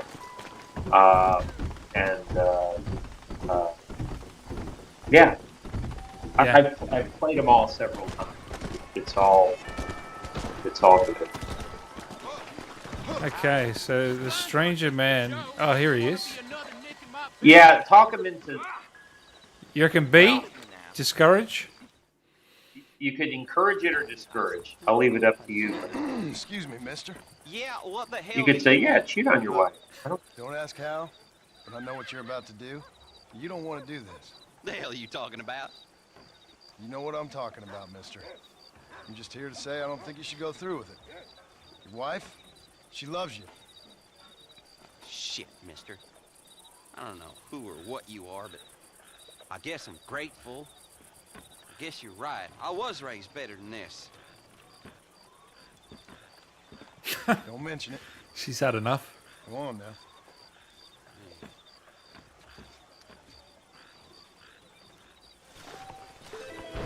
Now, can I ask? Is that a separate actor, Rob, that just came in for literally that scene and nothing else? I'm pretty sure. Yeah. Wow. Yeah. I mean, he may have done other work where he just didn't say anything, where they needed a body. Yeah. But yeah, It really enhances the. You really feel like it's an open world. All the actors they hire in New York to do the NPCs. It's amazing because there's some games like I was telling you, I play Fallout. Yeah. And the Fallout games, they bring, they like Fallout Vegas. They brought in Matthew Perry and big name actors to do some of the major, but some of the smaller parts, it's like they've got the same 7 people they use, and you can hear it. It's like, oh yeah, you play this guy and this guy, and the game, it's not a stab. I still really enjoy the game for what it is. But that's that particular game. That's their unique experience. With Rockstar, it's like you feel like you stand anywhere and you rotate 360 point of view of the playable character, and anything you pretty much see you can go to for the most part. Mm. And you can just engage with people, and it's once in a blue moon they'll have, like in this game they did have people doing a couple of things at double duty, which is fine, but mostly like you run into someone, it's a different person, it's a different actor, and I think that's great. It truly is open world. And then in Red Dead 2, they took that and they went nuclear with it. It's crazy, but Yeah. We might do one more mission, guys, and then we might wrap up for today if that's all right with you two. You happy with okay, that? sure. yeah. I think we might be pushing it for Fort Mercer. I think we've still got a few more. I don't know if we'll make it today, but that's all right. Yeah. Had fun. Rob Wiedoff, you are a legend. Steve, you are a legend. And so are your characters. Love Red Dead 1 and 2 from Hulkarine. Oh, thank you so much. Thank you. Very kind of you. Yeah. And also, thank you for becoming a member, Hulkarine. We really appreciate that. Duncan, Rob, did you know you were recreating Red Dead 1's cover art in the epilogue of Red Dead 2, specifically the fight scene in the barn? Yes. Well, yes. Yes and no. I mean, I didn't know that right away, but when we started rehearsing that scene and they said, this is how we want you to stand in this moment, I thought, right away, this feels very familiar. And, yeah, it turned out to be, that was a really, really cool, fun scene to do. It was awesome. And then they were all excited about it too, which I thought was really cool. I mean, I think that's another thing about Rockstar. They're gamers too.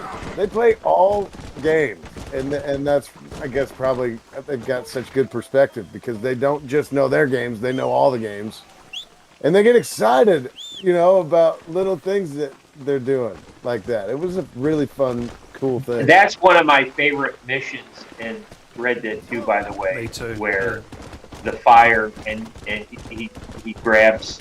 And it's just the OG music kicks in, and it's like, so cool. It's basically, it's like the Rise of John Marston as we know it. And it was just so. It's so good. It's so good. Hey, also, did you work with Stephen Ogg, Rob? He was in GTA 5. I swear he was in Red Dead 2 as a cameo. Have I got that wrong? Yeah. No, I think you're right. I think you're right about that. The only thing is, I worked with one of his actual friends, and I think it was for the role that Steve he did the voiceover for it. I think. Oh, okay. His friend, like he couldn't be there that day. He didn't do the mocap. Yeah. And I think it might even be the beginning of that scene where Or maybe it's not. No? I don't know the game. I don't know the game well. Steve probably knows. Well, I know an interesting tidbit. There's a campfire scene we did. Rob was there that day. The one that I did where Bill's talking about his past, and we did it in one take. It was the scene that Rob's mentioned where he got Marston, sir. choked up, and because it's a very revealing scene for Bill. We talk about how Dutch had him and cleaned him up and stuff. There that day, kind of as a cameo, he was just in the campfire, but Ned Luke was there that day. Ned Luke is around the fire with us. Yeah. And so From GTA 5 as well, yeah. From GTA 5. So a lot of people didn't know that, but yep. yeah. So I remember, I don't know about Stephen Ogg, but I remember the day Ned was there. You probably have a lot in common with those guys. I'll show you what your as well. guts look like. Please, sir, this show of Yeah. Well, yeah, we were part of some awesome games. Thinking about how much of my time you're wasting. Well, that get jackets. Yeah. Sir. Yeah, those. Well, those guys know what it's like too to be involved in a project for an extended amount of time and not be able to talk about it. That's something that a lot of people don't experience. Yeah. But sir, before I act, did you struggle with that, Steve and Rob, keeping it a secret? I didn't. I didn't feel like it was I guess I know how important it is for that stuff to be kept a secret, and so no. I also you got to remember too that so my situation is different from so many other people that I worked with in Red Dead, where I didn't live in New York, or I'm sorry, I didn't live in LA anymore. I wasn't actively looking for acting roles. So, you know, for me, it was just, I had a different perspective on it. I was so happy to be in a position where I was working again that it changed it, you know, for me, that it would have been so much different to be all these other guys who were still regularly auditioning and trying to get things going. But, you know, nobody would ask me, where are you going? I just didn't have a situation like that. So it worked out pretty well for me. This man is a Steve? charlatan. He just got done swindling us down at the Springs with this song and dance. You know, there's some rumblings going on, and I was like, I don't know. I'd be like, I don't know. I said, if they're doing that and it comes out, I'll definitely play it. I said, but you know, I was like, did you play the game? It's like I kind of met a crappy ending, so you know. Unfortunately, they killed me off because people at the time weren't thinking a prequel. They read it and they're like, "Oh yeah, that's right. Sorry about that." Oh, so that got them off your back. I'd be like, and not even thinking. Thing was, when the first teaser poster came out, obvious if there's any silhouette that gave anything away, it's like, dude, that's. And I'm like, okay, great. I'm just gonna have to. And then some people are like, that looks like Bill. Is that Bill? And I'm like, how can it be? He's dead. And then I would just avoid people. But now Rob knows this story. And Rob said it's like, I can't believe you did this. In January of 2014, before we started working on Red Dead 2, I won't give his name. I had a very close friend who I was part of his wedding. And I've known this person for several years. Well, as much as I love this person, they're a bit of a liberty chip.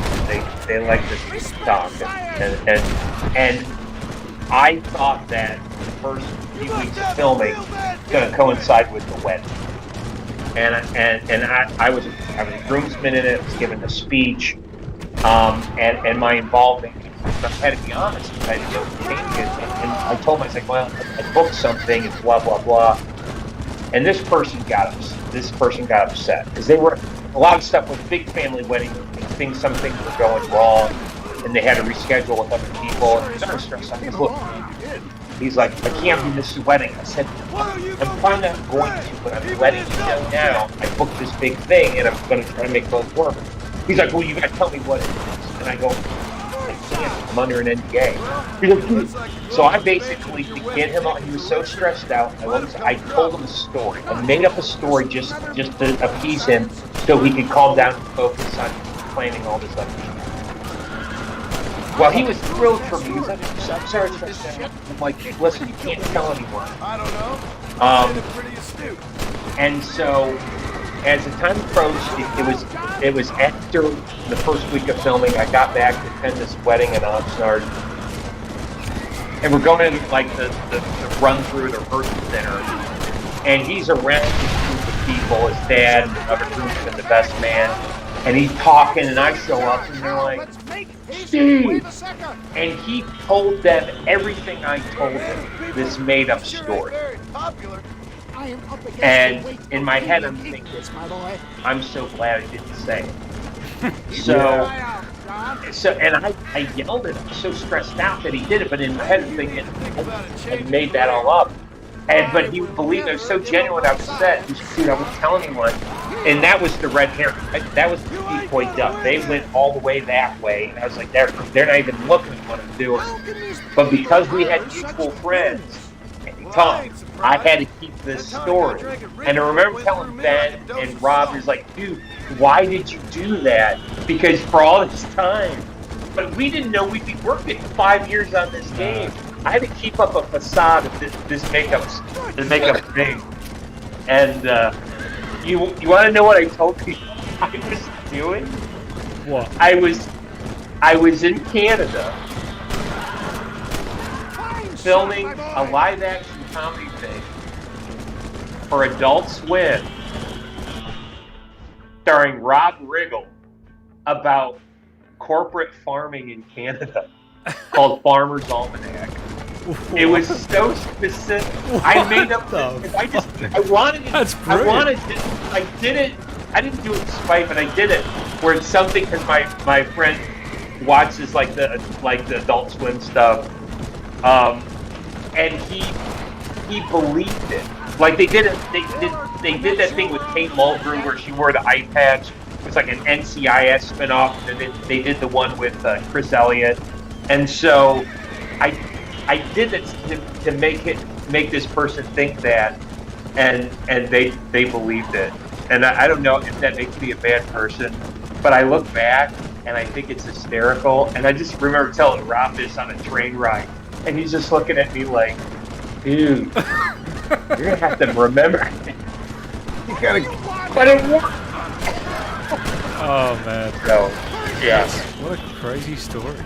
It's crazy. And people are like, why would you go and cause yourself? And it's like, yeah, but you don't know this friend. And it started with that. And I was under a lot of stress, and that person was stressed, and I had to say something.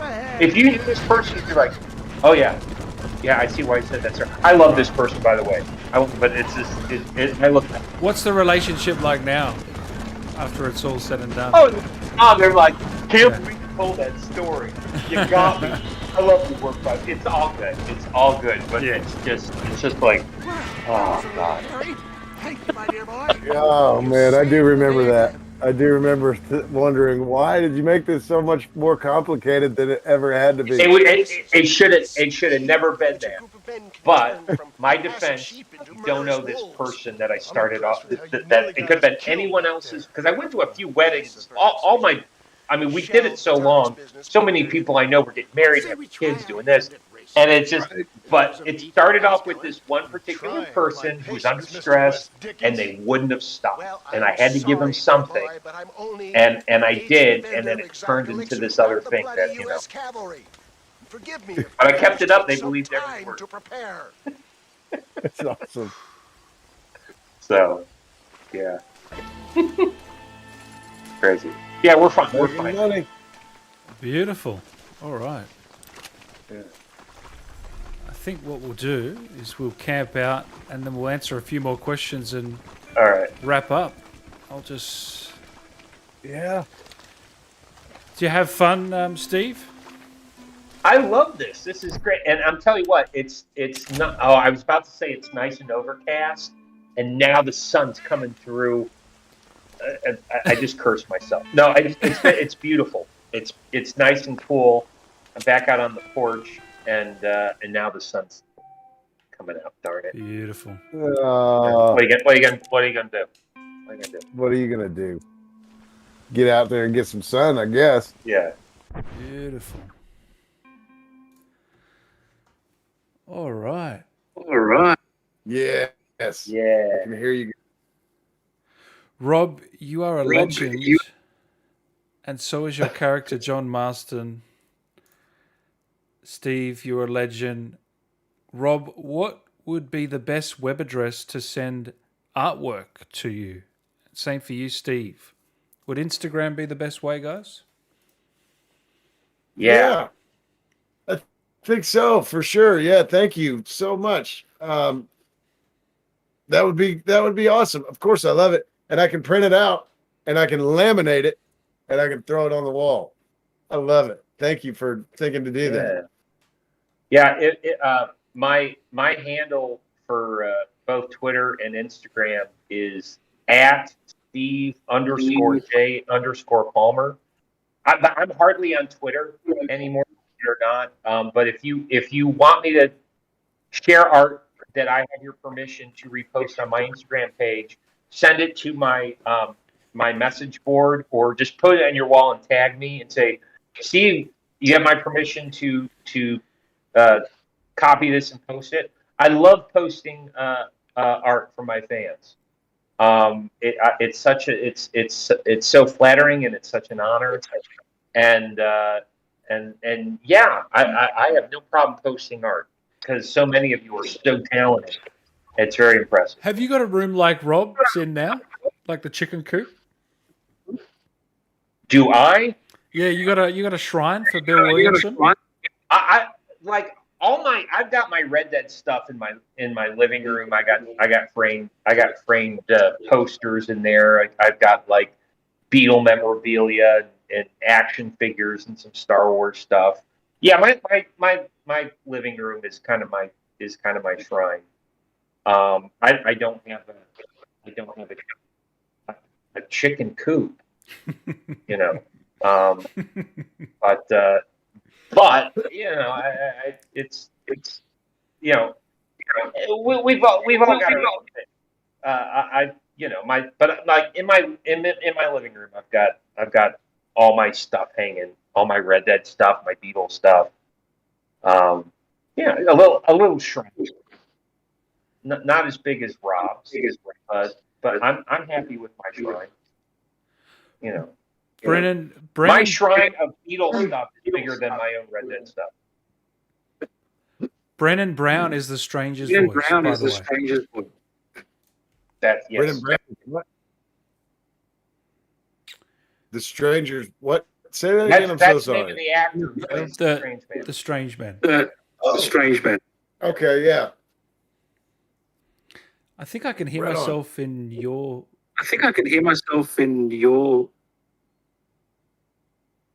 Yeah, there's an echo or something. Yeah, there's an echo or something. I think it's through yours, Rob. I don't know. What? Did you change something? Through yours, Rob. I don't know. Did you change something? Yeah, hello. I put my headphones back in. I don't know if that would matter. Can you hear it now? Can you hear yourself? Yeah, it's better now. Sorry. Oh, yeah. I took my headphone out. I'm sorry. I blew it. No. You're all good. I just heard myself then.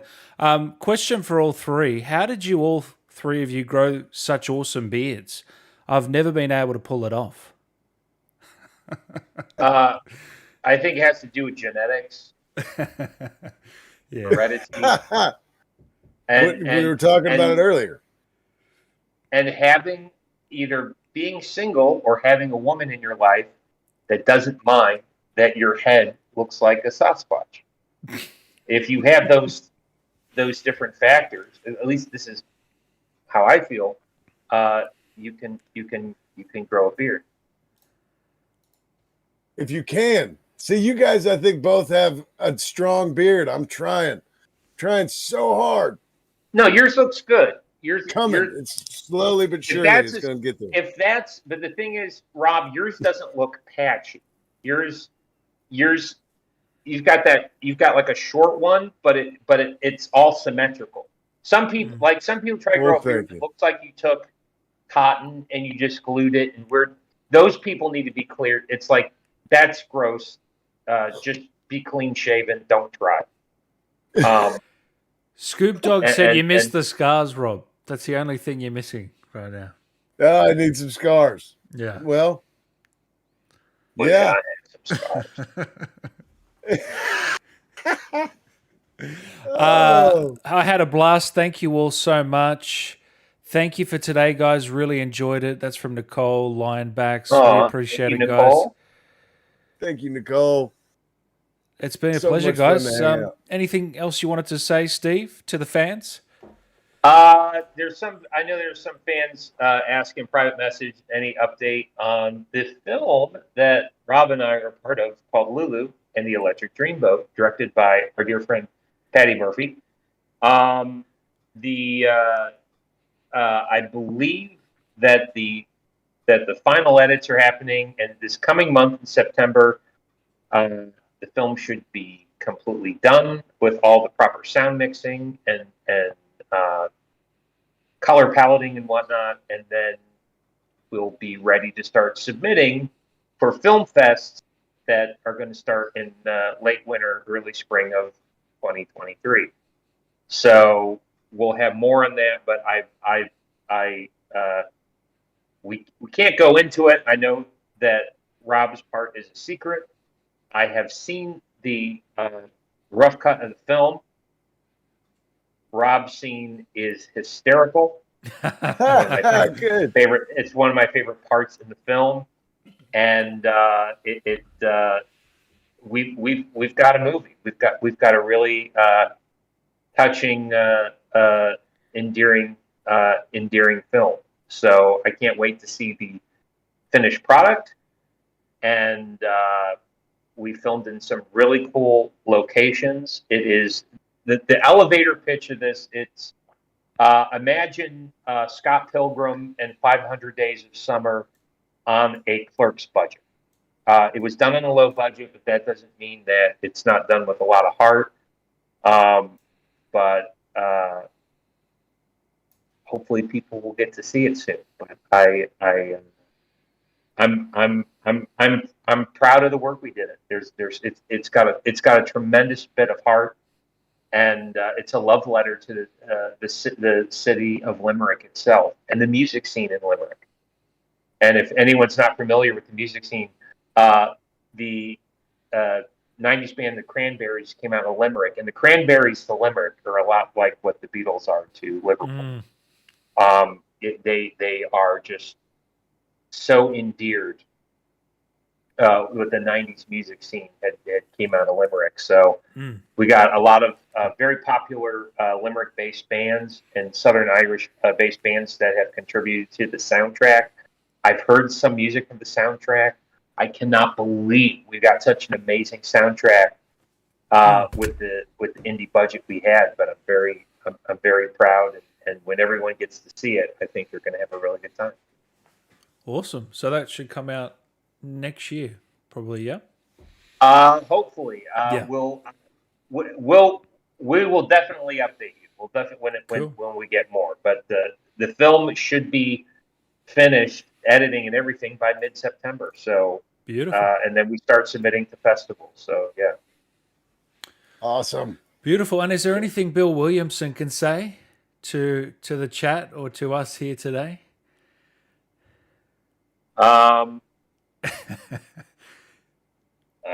Work smart. I implore you to not have mosquitoes bite you on the pecker as summer winds down. Yeah, just everyone go see Top Gun Maverick again. Oh, what a movie! Yeah. Do something nice for people. Yeah, just everyone just kind of enjoy the rest of your summer. and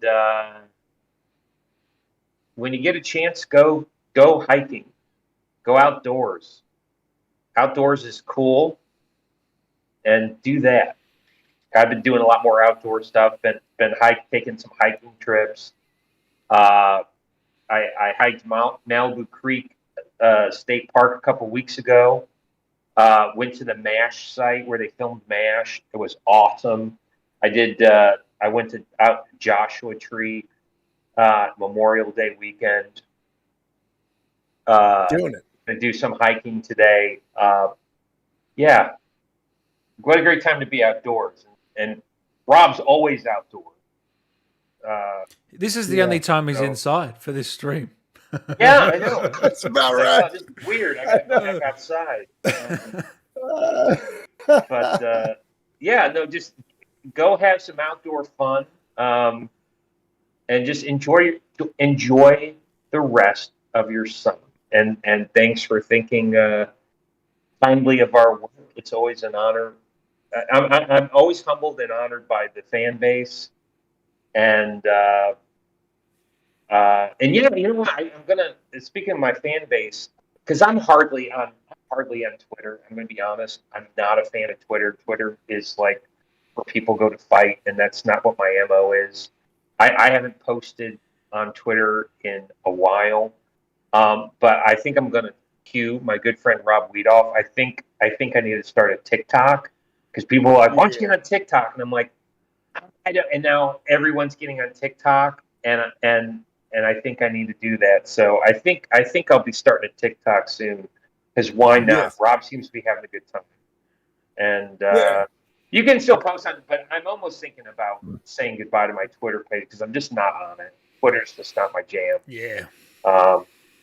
But Instagram, I love Instagram, and I think I'm going to be joining the TikTok family very short. So beautiful. Yeah. So yeah, that's all I got. Make sure you follow these two on all the social media platforms. And it's been a pleasure. Thank you so much, Steve, for coming on today. We really Dan, appreciate it's been an it. honor. The cast that has talked with you, and like Ben and Roger, they say nothing but the greatest things about you. Whoops, there goes my earbud. I've been wanting to jump on board in a while, so thank you wholeheartedly for having me today. It's been an honor. It's been a lot of fun, and it's fun watching people. You know, we had so much fun making these games, so I love seeing people enjoy it. I still do. Absolute pleasure, man. And of course, Rob, we thank you, mate, for coming back again. And did you have fun, Rob? Part two. Yes, I think it's so awesome. I cannot wait to continue on, and we'll see. I don't know if we'll get more actors from the game to come on or not. I really don't know, but I think this went really well with you, Steve. Thank you, man. You added a lot. That was awesome having you part of this. Thank you. Awesome. Yeah. And if you want to get cheered up, guys, I might be able to take some. Oh, go ahead, Dan. I mean to talk over. No, I was saying if you want to be cheered up, Steve or Rob, just come back to this video and watch the chat. The amount of compliments you two are getting is astronomical. All right. So wow. I've only read out like 1%. So, but go ahead, Steve. What were you going to say? No, I said, because I know you haven't gotten to the third act of all this stuff in Tall Trees, but I'm good friends with Joe Achman, and I don't know, maybe we could get Joe on with Rob to see all the bumblings of Marston and McDougal. That would be awesome. Yeah, that would be awesome. Really cool. Joe may be watching now. I'll reach out to Joe and see if he's in. Cool. Joe's one of my favorite people. Yeah, he's such a cool dude, and yeah. So awesome. we'll see. Yeah, hopefully that'll work out. Yeah, that'll be great. I'll ask him if you want me to. He would dig that. Beautiful. Well, that's going to good be it, deal. guys. We appreciate it. We've been going for 3 hours. So again, Rob and Steve, I appreciate you taking the time today. It's been an absolute pleasure and an honor. And guys, we will see you very, very soon for part 3. Yeah. All righty. So care, cool. everyone. Thank you all. All right, my friends, have a good Sunday.